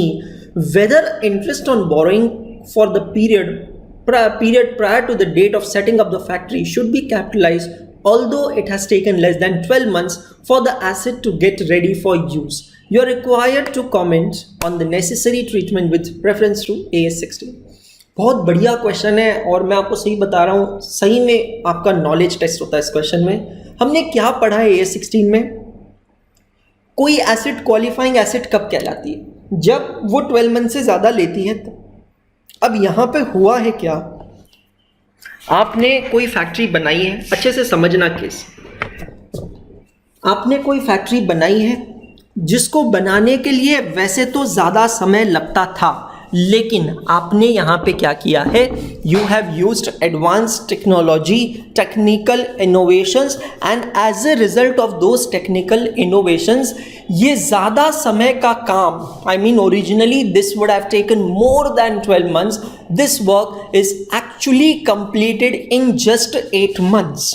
So the management is seeking your advice that if we would have not used the technical innovations, the time period would have been more than 12 months, but since we have used technical innovation, the time period is less than 12 months. So can we capitalize this? पहले हम इस पर discuss करते हैं और फिर ये answer आप पढ़िएगा. My dear friends, accounting standard 12 क्या, अकाउंटिंग स्टैंडर्ड 16 क्या कहता है? दैट क्वालिफाइंग एसेट कब बनती है? When it takes substantially more time to get ready for intended use और सेल.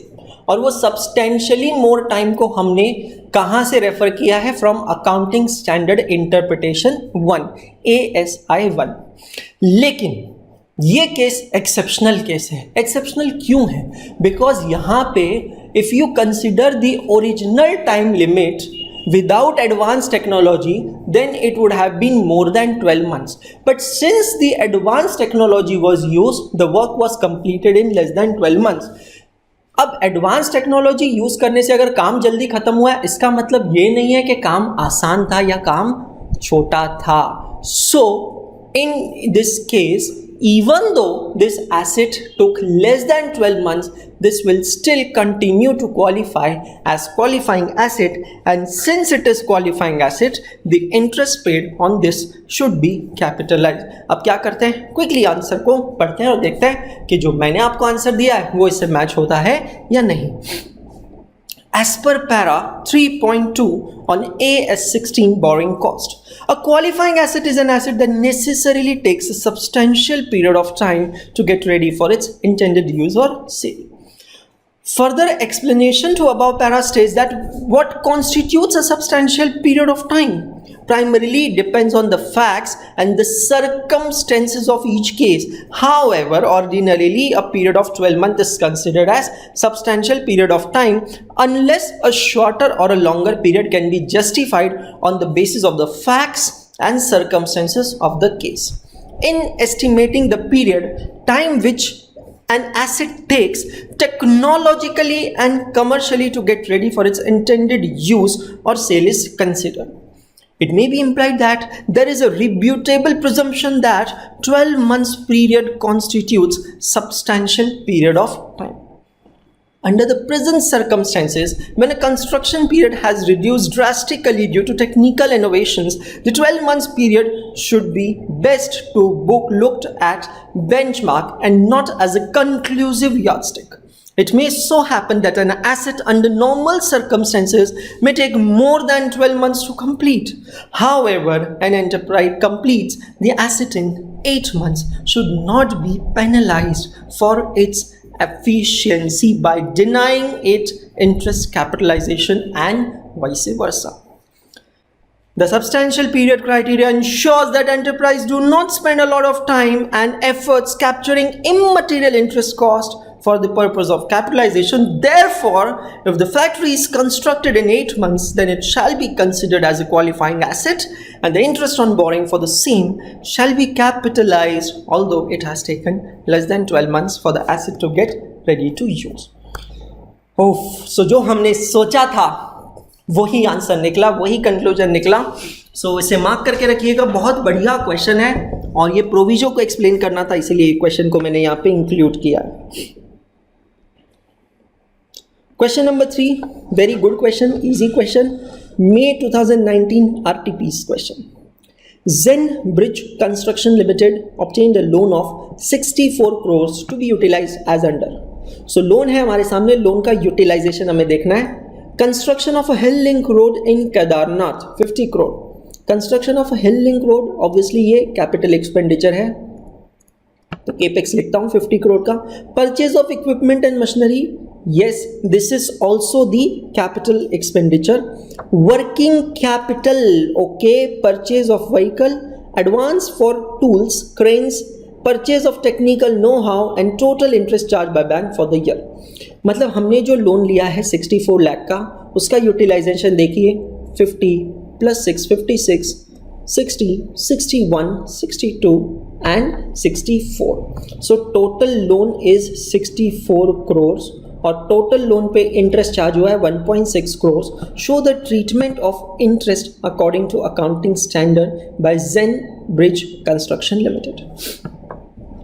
समझना, ये सारा हमारा लोन का अपोर्शनमेंट दिया है, एक्सपेंसेस दिया है. इसमें से अगर आप देखेंगे तो क्वालिफाइंग एसेट कौन सी है, please understand. Number 1, construction of hill link road in Kedarnath. अब समय नहीं दिया यहाँ पे, बट एक अजम्पशन हमें लिखना पड़ेगा और कॉमन सेंस अप्लाई करना पड़ेगा कि रोड कोई कम समय में नहीं बनती है. कहीं पे भी रोड बनाना है, हिल लिंक रोड बनाना है, तो it will take substantial period of time. Therefore, as far as point number 1 is concerned, it will qualify as a qualifying asset. Purchase of equipment and machinery, ये asset ज़रूर है, but it is not qualifying asset. और ऐसा क्यों? क्योंकि हमने क्या देखा था, qualifying asset which take some period of time to get complete. और ये इक्विपमेंट और मशीनरी क्या है, they are readily available assets. Working capital वैसे भी नहीं होगा. परचेज ऑफ व्हीकल, अगेन ये क्या है, एसेट्स है but not qualifying asset. Please understand, asset खरीदने के लिए अगर आपने लोन लिया और उस पर इंटरेस्ट पे किया तो वो कैपिटलाइज नहीं होगा। और इसका रेफरेंस मैं कहां से दे सकता हूं, याद करो chapter hire purchase and instalment system. Hire purchaser क्या करता है, वो एसेट को रिकॉर्ड करता है किस प्राइस पे, कैश प्राइस पे। समझ में आ रहा है, interest is treated as expense, याद आ रहा है ना आपको, वहां पे यही चीज हमने देखी है। तो अगर रेडिली अवेलेबल एसेट है और उस पर आप इंटरेस्ट दे रहे हो तो वो क्या ट्रीट किया जाएगा, रेवेन्यू एक्सपेंडिचर ट्रीट किया जाएगा। Only interest paid on qualifying asset will be capitalised. Advance for tools, cranes, etc. Again, it is asset but not qualifying asset. Purchase of technical know-how, ये भी हमारा कैपिटल एक्सपेंडिचर नहीं है। So accordingly late us सी क्या होगा इसका summary. According to A16 borrowing cost, qualifying asset is an asset that necessarily takes substantial period of time to get ready for its intended use. As per the standard, borrowing costs are directly attributable to the acquisition, construction or production of qualifying asset should be capitalized as a part of cost of that asset. Other borrowing costs should be recognized as an expense in the period in which they are incurred. Capitalization of borrowing cost is also not suspended when a temporary delay is a necessary part of process of getting an asset ready for its intended use or sale. आपने देखा कितना beautifully यहाँ पे एक paragraph के अंदर पूरी summary दे दी है अकाउंटिंग स्टैंडर्ड 16 की। मतलब यार दोस्तों, अपार्ट फ्रॉम कैलकुलेटिंग अमाउंट्स, ये बहुत ज़रूरी होता है आप लोगों के लिए कि आप आंसर को प्रेजेंट कैसे करते हो, बिकॉज वैल्यूअर आपके पेपर से ही आपके प्रिपरेशंस को जज करेगा। And your paper and your answer should shout allowed that yes मैंने प्रिपेयर किया है, अच्छे से प्रिपेयर किया है, मुझे पूरा स्टैंडर्ड पता है, मुझे सस्पेंशन के बारे में पता है, मुझे सीजेशन के बारे में पता है। सो अगर समय है आपके पास, एग्जाम में समय है, तो प्लीज़ उसे अच्छे से प्रेजेंट कीजिए, क्योंकि ज़रूरी नहीं है अगर आपने पूरा आंसर अच्छे से प्रेजेंट किया, still it may happen that you may still get 4 out of 5 marks. So ये चीज़ बहुत इंपॉर्टेंट है। तो ये आंसर्स के साथ मैं आपको इसीलिए दे रहा हूँ ताकि आपको पता चले कि एक्चुअल आंसरिंग कैसे होती है। फिर यहाँ हमने नीचे एक समरी बना दिया है और उसके आगे लिखा है जो जो एक्सपेंसेस हुए हैं क्या वो क्वालिफाइंग है या नहीं, और कितना इंटरेस्ट कैपिटलाइज होगा। बहुत सिंपल है, टोटल इंटरेस्ट है 1.6 CR, उसको मैं डिवाइड करता हूँ टोटल लोन से 64 CR, करेक्ट। अब 64 करोड़ के लोन में से सिर्फ 50 करोड़ का लोन ऐसा है जो क्वालिफाइंग एसेट के लिए यूज हुआ है, तो मैं उसको मल्टीप्लाई करता हूँ 50 करोड़ के साथ। So that gives me 1.25 CR। This is the amount to be capitalized, और बाकी जितना भी हमने एक्सपेंस किया है वो सब क्या ट्रीट होगा, रेवेन्यू एक्सपेंडिचर ट्रीट होगा। That means it will be debited to P&L account. दोस्तों बहुत अच्छे से प्रेजेंट किया गया आंसर आप यहाँ देख रहे हैं, पूरा ट्रीटमेंट भी लिखा है, सब कुछ लिखा है। बहुत ही बेंच मार्क क्वेश्चन समझ के आप इस क्वेश्चन को मार्क कीजिएगा। आप एनी विच वेज देख रहे हैं, मैं अकाउंटिंग स्टैंडर्ड टॉपिक में बहुत ज़्यादा आपको क्वेश्चंस नहीं दे रहा हूँ, not flooding your book with the question, but I am giving you very good and selective questions. So you must actually go through, revise all these questions whenever you're preparing for your examination.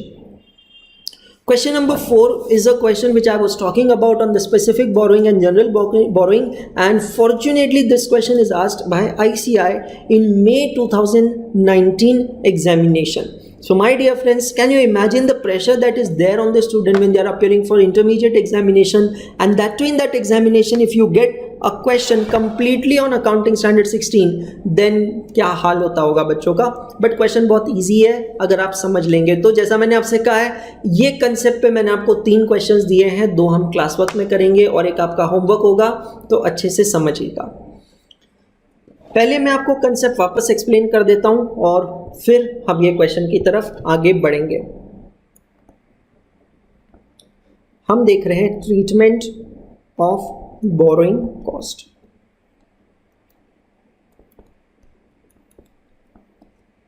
दो type की borrowings होती है, specific borrowing,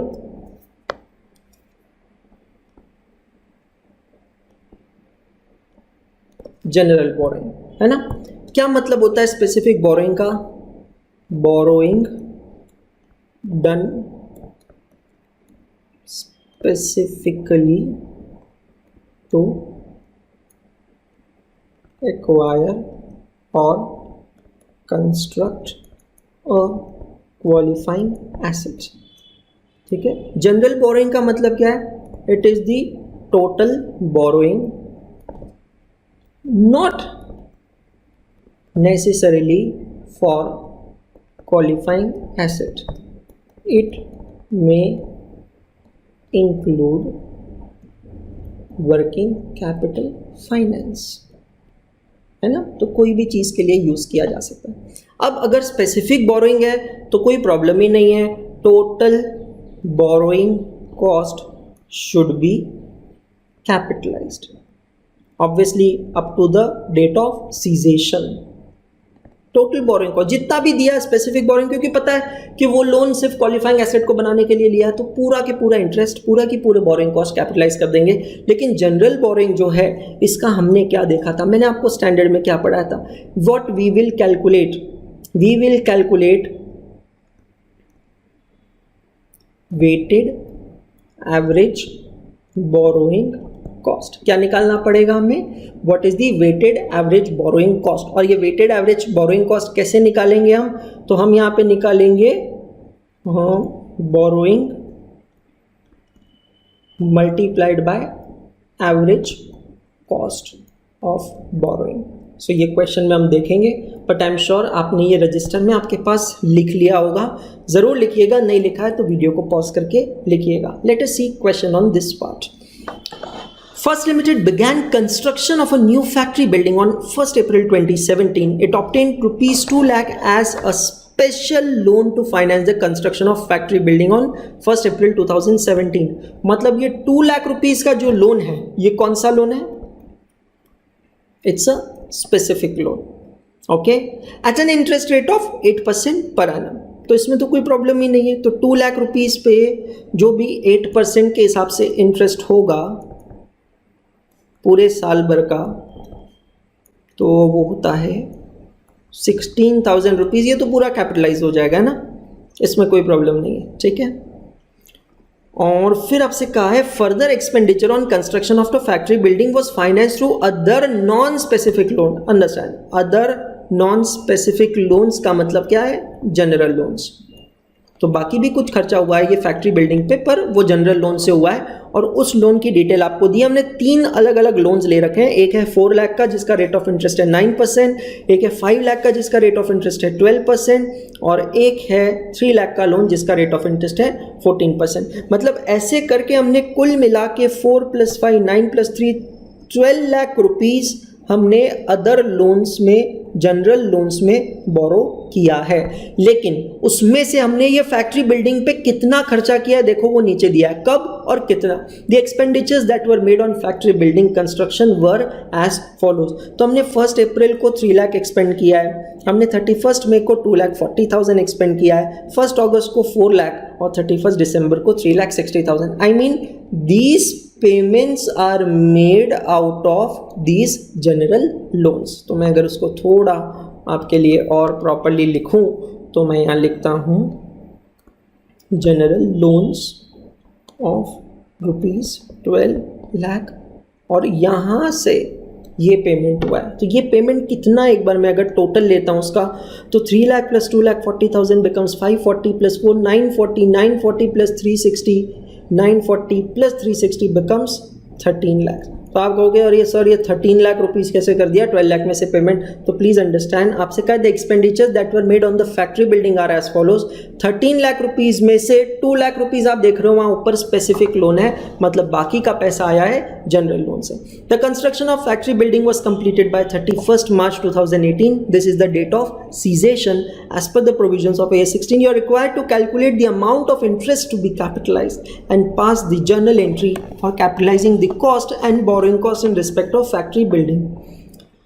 मतलब 13 lakh rupees तो हमने factory building पे खर्चा किया ही है, ये तो पूरी की पूरी कैपिटलाइज होगी ही। समझ में आ रहा है आपको? जब हम कहते हैं टोटल कॉस्ट ऑफ बिल्डिंग, तो टोटल कॉस्ट ऑफ बिल्डिंग में दोस्तों यहां 2 कंपोनेंट्स आएंगे।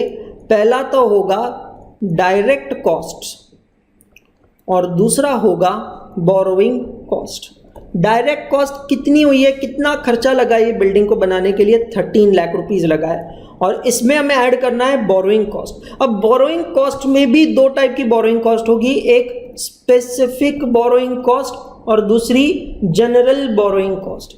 स्पेसिफिक बोरोइंग कॉस्ट हम आराम से निकाल सकते हैं। ऊपर हमने देखा है 2 लाख रुपीस का लोन है और 8% का रेट ऑफ बोरोइंग है, मतलब ये होता है 16,000 हमें इसमें ऐड करनी पड़ेगी। ये फिगर जनरल बोरोइंग कॉस्ट की जो हमने देखा है वेटेड एवरेज कॉस्ट होता है, और फिर हमें पता चलेगा कि बिल्डिंग की टोटल कॉस्ट क्या है।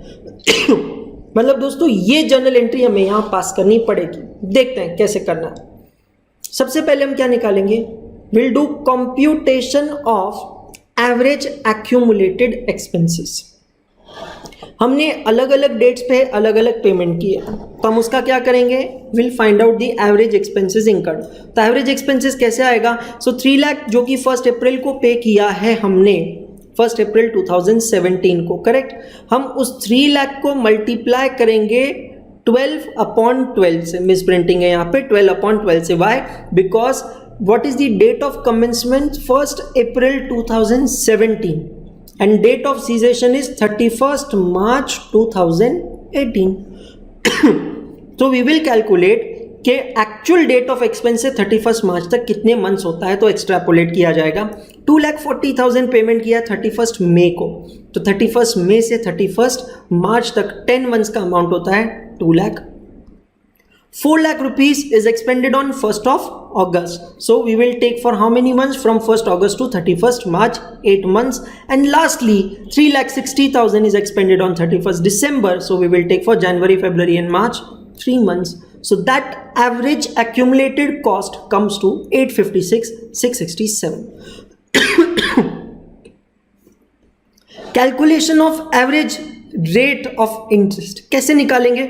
आप देख रहे हैं तीनों लोन्स मैंने अलग अलग इंटरेस्ट रेट पे बोरो किया। मैं फिर से आपको कहना चाहूंगा स्पेसिफिक लोन इससे बाहर रहेगा, क्योंकि स्पेसिफिक लोन के लिए सब करने की जरूरत नहीं है। ये सभी कैलकुलेशन हमें सिर्फ और सिर्फ किसके लिए देखना है, जनरल लोन के लिए। 4 lakh rupees is borrowed at 9%, 5 lakh at 12% and 3 lakh at 14%. Date of borrowing नहीं दी है दोस्तों, तो हम क्या करेंगे, पूरे साल का इंटरेस्ट निकालेंगे। तो हमें मिलेगा what is the total amount of interest. मतलब 12 लाख रुपीस के लोन पे मैंने टोटल 1,38,000 इंटरेस्ट पे किया है। मतलब what is my weighted average rate of interest. इसका मतलब है 1,38,000 divided by 12 lakh, that comes to on an average my borrowing rate is 11.5%। इसका मतलब है मैंने जनरल बोरोइंग से कितना अमाउंट यूज किया है, 856,667, paying an average rate of interest of 11.5%। तो अब मैं कैलकुलेट करूंगा what is the amount of interest to be capitalized. जैसा मैंने आपको यहां ब्रैकेट में भी लिख के दिखाया था, बोरोइंग कॉस्ट दो चीजों की होगी, स्पेसिफिक और जनरल। स्पेसिफिक बोरोइंग कॉस्ट आप यहां देख रहे हैं 16,000 एज इट इज है। जनरल बोरोइंग कॉस्ट क्या निकालना है हमें इसके केस में, वेटेड एवरेज बोरोइंग कॉस्ट। तो वेटेड एवरेज बोरोइंग कॉस्ट कैसे निकालेंगे, average expenditure multiplied by average rate of interest. So average expense हुआ है 8,56,667, लेकिन इसमें हमें दो पार्ट देखना पड़ेगा। How much is out of specific borrowing. So इसमें से स्पेसिफिक बोरोइंग का अमाउंट है 2 लाख, और इसमें से जनरल बोरोइंग में से कितना एक्सपेंस हुआ होगा, 6,56,667। सो इस अमाउंट को हम मल्टीप्लाई करते हैं एवरेज बोरोइंग रेट से, और फिर हमें मिलता है बाकी का amount. So 6,56,667 multiplied by 11.5%, that comes to 75,517। So that gives the total borrowing cost as 91,517। तो अब आपसे सवाल पूछा जाता है कि बिल्डिंग की टोटल कॉस्ट कितनी होगी। तो जो मैंने आपको बताया था कि बेसिक कॉस्ट है 13 लाख, प्लस उसमें बोरोइंग कॉस्ट ऐड होगा, तो टोटल बिल्डिंग की कॉस्ट होगी 13,91,517। तो हम क्या जनरल एंट्री पास करेंगे दोस्तों, building account debit 13,91,517 to building WIP account. इसे बिल्डिंग WIP भी कहा जा सकता है, आप इसे कैपिटल WIP भी कह सकते हैं। बिल्डिंग और कैपिटल WIP कॉन्ट्रैक्ट कॉस्टिंग में ये वर्ड्स हमने देखे थे कॉस्ट अकाउंटिंग में। इसका मतलब होता है an asset which is under construction, correct. To borrowing cost account 91,570। So जो ऊपर हमने इक्वेशन बनाया था ये इक्वेशन यहाँ टैली होता है, यहाँ पे अमाउंट आएगा 75157 and accordingly the total cost is 1391517। तो अब ये पूरे इक्वेशन में से सिर्फ ये समझना है 7517 आपने कैसे निकाला है। मैं फिर से एक्सप्लेन कर रहा हूँ। हम सबसे पहले निकालते हैं एवरेज एक्सपेंसेस। एवरेज एक्सपेंसेस कैसे निकालते हैं? We consider date wise expenses made up to the date of cessation. जो एवरेज एक्सपेंस है उसको हम बाइफरगेट करते हैं between specific borrowing and general borrowing. As far as specific borrowing is concern इसका प्रॉब्लम नहीं है, उसको 8% से मल्टीप्लाई करते हैं, 16,000 रुपये उसका अमाउंट आता है। जो जनरल बोरोइंग है उसको मल्टीप्लाई करना है एवरेज रेट ऑफ बोरोइंग से, और एवरेज रेट ऑफ बोरोइंग कहाँ से निकालेंगे? ये टेबल बना के निकालेंगे। तो हमें इसका आंसर मिलता है 75517, और फिर जब दोनों का लेते हैं टोटल तो आता है 91517। That is how you get your answer. So बहुत अच्छा क्वेश्चन है, बहुत बढ़िया क्वेश्चन है, ज़रूर उसको मार्क करके रखना है और अच्छे से उसको सॉल्व करना है।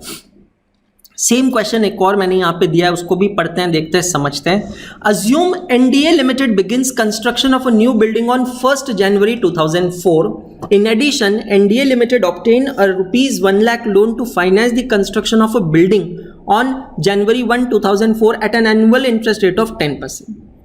मतलब समझना, दो अलग अलग लोन की बात हो रही है। सबसे पहले एनडीए लिमिटेड ने एक बिल्डिंग का कंस्ट्रक्शन स्टार्ट किया है। इन एडिशन उसी दिन उसने 1 लाख का लोन लिया है to construct the building at 10%. The company's other outstanding debt during 2004 consist of 2 loans of 6 lakh and 8 lakh. मतलब ये 1 लाख का जो लोन है ये कौन सा लोन हो गया है? Specific loan. और 6 लाख और 8 लाख का जो लोन है जिसका रेट ऑफ इंटरेस्ट है 11%, 13%, ये कौन सा लोन हो गया है? जनरलाइज लोन हो गया है. Expenditures were made on the building projects as follows. So आपको मंथ वाइज एक्सपेंडिचर दिया है, जनवरी में कितना हुआ है, अप्रैल में कितना हुआ है, एंड अकॉर्डिंगली दिया है. ठीक है. Compute the cost to be capitalize, include the borrowing cost. So आपको बिल्डिंग की कॉस्ट निकालना है, इंक्लूड द बोरोइंग कॉस्ट. तो सबसे पहले हम यहाँ पे क्या करेंगे? एवरेज एक्सपेंसेस कैलकुलेट करेंगे. कैसे करेंगे? अब यहाँ पे ईयर एंडिंग आपको दिया है 2004. इस वर्ड से समझ में आ रहा है, इट इज कैलेंडर ईयर. सो आपने 2 लाख रुपीज एक्सपेंड किए हैं जनवरी में, मतलब पूरे 12 मंथ्स का हम यहाँ कैलकुलेशन करेंगे. That comes to rupees 2 lakh. We incurred 3 lakh rupees in April. तो अप्रैल से दिसंबर 9 मंथ्स का हम अमाउंट निकालेंगे. That becomes 2,25,000. उसके बाद जुलाई में किया है 4 लाख रुपीज. तो 4 लाख पे 6 मंथ्स हम कैलकुलेट करते हैं, वो आता है 2 लाख. देन दिसंबर में हमने पे किया 1,20,000. तो उसका 1 मंथ का हम निकालेंगे, वो आता है 10,000. सो दोस्तों अब हम इसका लेंगे total. So 2 lakh plus 225, 425 plus 2 625 plus 10 is 6,35,000. ये क्या है? हमारा एवरेज एक्सपेंडिचर है. अब ये जो 6,35,000 है इसको हमें बाइफरगेट करना पड़ेगा. कैसे बाइफरगेट करना पड़ेगा? 2 चीज़ों में, जैसा हमने पिछले क्वेश्चन में किया था, specific borrowing and general borrowing, है ना. स्पेसिफिक बोरोइंग कितनी है? देखिए ऊपर दिया है 1 लाख की है और उसका रेट ऑफ इंटरेस्ट है 10%. तो मैं यहाँ लिखता हूँ 1 lakh into 10%. So this amount comes to 10,000. So borrowing cost from specific borrowing is 10,000. अब हमें निकालना है borrowing cost on general borrowing. तो जनरल बोरोइंग की फिगर क्या होगी? एवरेज एक्सपेंडिचर है 635, उसमें से 1 लाख गया तो बचा कितना? 5,35,000. लेकिन इसको मुझे मल्टीप्लाई करना पड़ेगा एवरेज इंटरेस्ट रेट से. एवरेज इंटरेस्ट रेट कैसे निकालते हैं? सो मैं देखता हूँ मेरे पास जनरल बोरोइंग्स कौन कौन सी है और क्या क्या रेट ऑफ इंटरेस्ट से है, and I calculate annual interest on those 2 borrowings. So total interest comes to 1,70,000 divided by total borrowing 14 lakh. So average interest rate comes to 12.14%. So 5,35,000 into 12.14%, that comes to 64,950. So ये है मेरी borrowing cost out of the general borrowing. और अब मैं जब दोनों का total लेता हूँ तो वो आता है 74,950. That is my total borrowing cost to be capitalize. जब मैं कहता हूँ टू बी कैपिटलाइज्ड, इसका मतलब है to be added to the cost of an asset. तो आप यहाँ देख रहे हैं कि ये आंसर बिल्कुल टैली हो रहा है हमारे आंसर से, and then accordingly we can proceed ahead.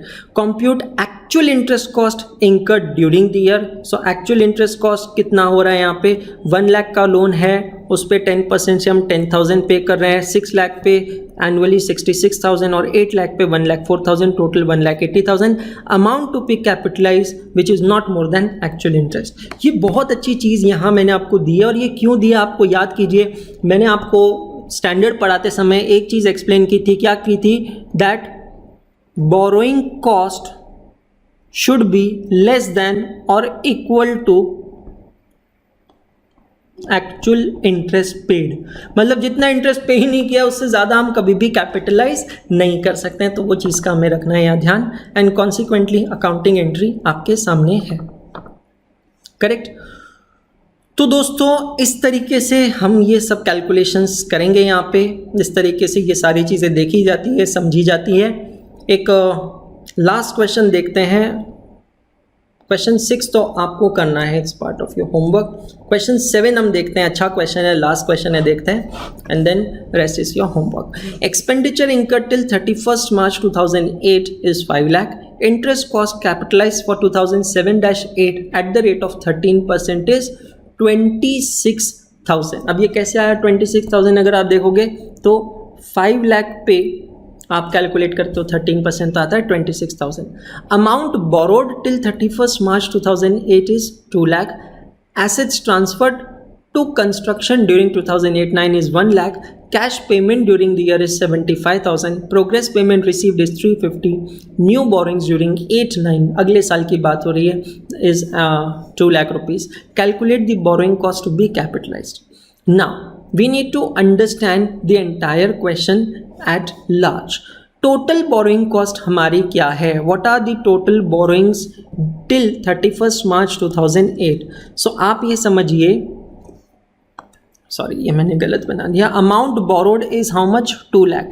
पहला लोन तो है ये 2 लाख का, और फिर हमने एक और बोरोइंग की थी 2 लाख की, मतलब टोटल बोरोइंग कितनी हो गई हमारी? 4 लाख की। और ये किस रेट से है? At the rate of 13%। So total borrowing 4 lakh into 13%, the interest comes to ₹52,000। We are not doing it financial year wise, we are doing it totality basis. So understand properly. Expenditure incurred including previously capitalized borrowing cost. What is the expenses already included? So if you check, so हमने पहले 5 lakh rupees expense किया है, और interest cost already जो capitalise हो चुकी है वो है 26,000। मतलब टोटल कॉस्ट एक्सपेंडिचर जो ऑलरेडी हो चुका है वो है कितना? 5,26,000। सो दोस्तों यहाँ पे कैपिटलाइजेशन और बोरोइंग कॉस्ट देखने के लिए ये भी देखना जरूरी है कि जो आपने मनी बोरो किया है उसको कितना यूटिलाइज किया है, कितने एफिशिएंटली यूटिलाइज किया है। वो जो एग्जांपल मैंने आपको दिया था, my 2 friends doing construction work, one in Pune another in Amravati, consider that example to understand this question in a better manner, correct. वैसे भी ये क्वेश्चन का लेवल थोड़ा हाई है, समझ में आए तो बेस्ट है, नहीं समझ में आए तो you can even plan to skip for it, but still कोशिश कीजिए, आसान है। तो हुआ ये कि expenditure already incurred up to previous year है 5,26,000। मैं उसको अलग कलर से करता हूँ हाईलाइट। उसके अलावा आपने कैश पेमेंट्स किए हैं ड्यूरिंग द ईयर 75,000 के, और 1 लाख की एसेट्स ट्रांसफर किए। मतलब अब मैं अगर इन तीनों अमाउंट का टोटल लेता हूँ, कौन से तीनों अमाउंट का? 1, 2 and 3 का, so I get the total expense incurred as 7,01,000। समझ में आ रहा है? मतलब टोटल अमाउंट यूटिलाइज्ड इज 7,01,000, लेकिन उसमें से मुझे कस्टमर से 3,50,000 मिल गया, that is the progress payment receive. So net amount utilize कितना है? What is the net amount utilized out of borrowings? जो भी पैसा मैंने बोरो किया है उसमें से नेट यूटिलाइज हुआ है 3,51,000। So money borrowed include previously capitalize interest cost is equal to 4 lakh plus 26,000। So total borrowings कितना हो गया? 4 लाख रुपीज़ का जो बोरोइंग है ओरिजिनल प्लस 26,000 का जो पहले का इंटरेस्ट था, टोटल होता है 4,26,000। तो अब हम निकालेंगे कैपिटलाइजेशन रेट, कितनी बोरोइंग कॉस्ट कैपिटलाइज करेंगे। सो 3,51,000 जो है वो है हमारा net utilization out of total money of 4,26,000, मतलब 4,26,000 के बोरोड फंड्स में से हमने 351 यूज किया है। तो यहाँ से हमें एक परसेंटेज मिलेगा ना दोस्तों, मतलब how much percentage of money is actually use. So 351 divided by 426 multiplied by 100, that gives me the percent of 82.39%, correct. मतलब ये सारा सवाल क्यों उठ रहा है, क्योंकि ये सब क्या है, it is all the general borrowing. Specific borrowing में कोई प्रॉब्लम नहीं होता है, जनरल बोरोइंग में हमें एवरेज कॉस्ट निकालनी पड़ती है। तो इसका मतलब है मैंने टोटल जो भी इंटरेस्ट कॉस्ट इंकर की है, कितनी है मेरी टोटल बोरोइंग कॉस्ट, देखो हमने यहाँ ऊपर निकाली है, दैट इज 52,000।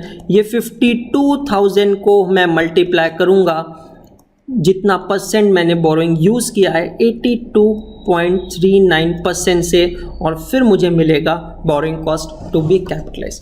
मतलब इवन दो मैंने 52,000 रुपीज बोरोइंग कॉस्ट इंकर की है, बट कैपिटलाइजेशन 52,000 का नहीं होगा। और क्यों नहीं होगा, क्योंकि जितना पैसा मैंने बोरो किया है उतना पूरा के पूरा पैसा मैंने यूज नहीं किया है। तो इस तरीके से है ये पर्टिकुलर क्वेश्चन। 8, 9, 10, 11 बहुत छोटे क्वेश्चन है। 12 number question is again based on that general borrowing and specific borrowing. Answers के साथ मैंने ये क्वेश्चंस आपको यहाँ दिए हैं। So my dear friends, I am sure ये स्टैंडर्ड आपको समझ में आया होगा, इजी लगा होगा, और इस स्टैंडर्ड को फिर से करिएगा, अच्छे से कीजिएगा, क्योंकि अकाउंटिंग स्टैंडर्ड बहुत इंपॉर्टेंट सेगमेंट है हमारा। फिर से मिलेंगे हम in the next standard. Thank you very much.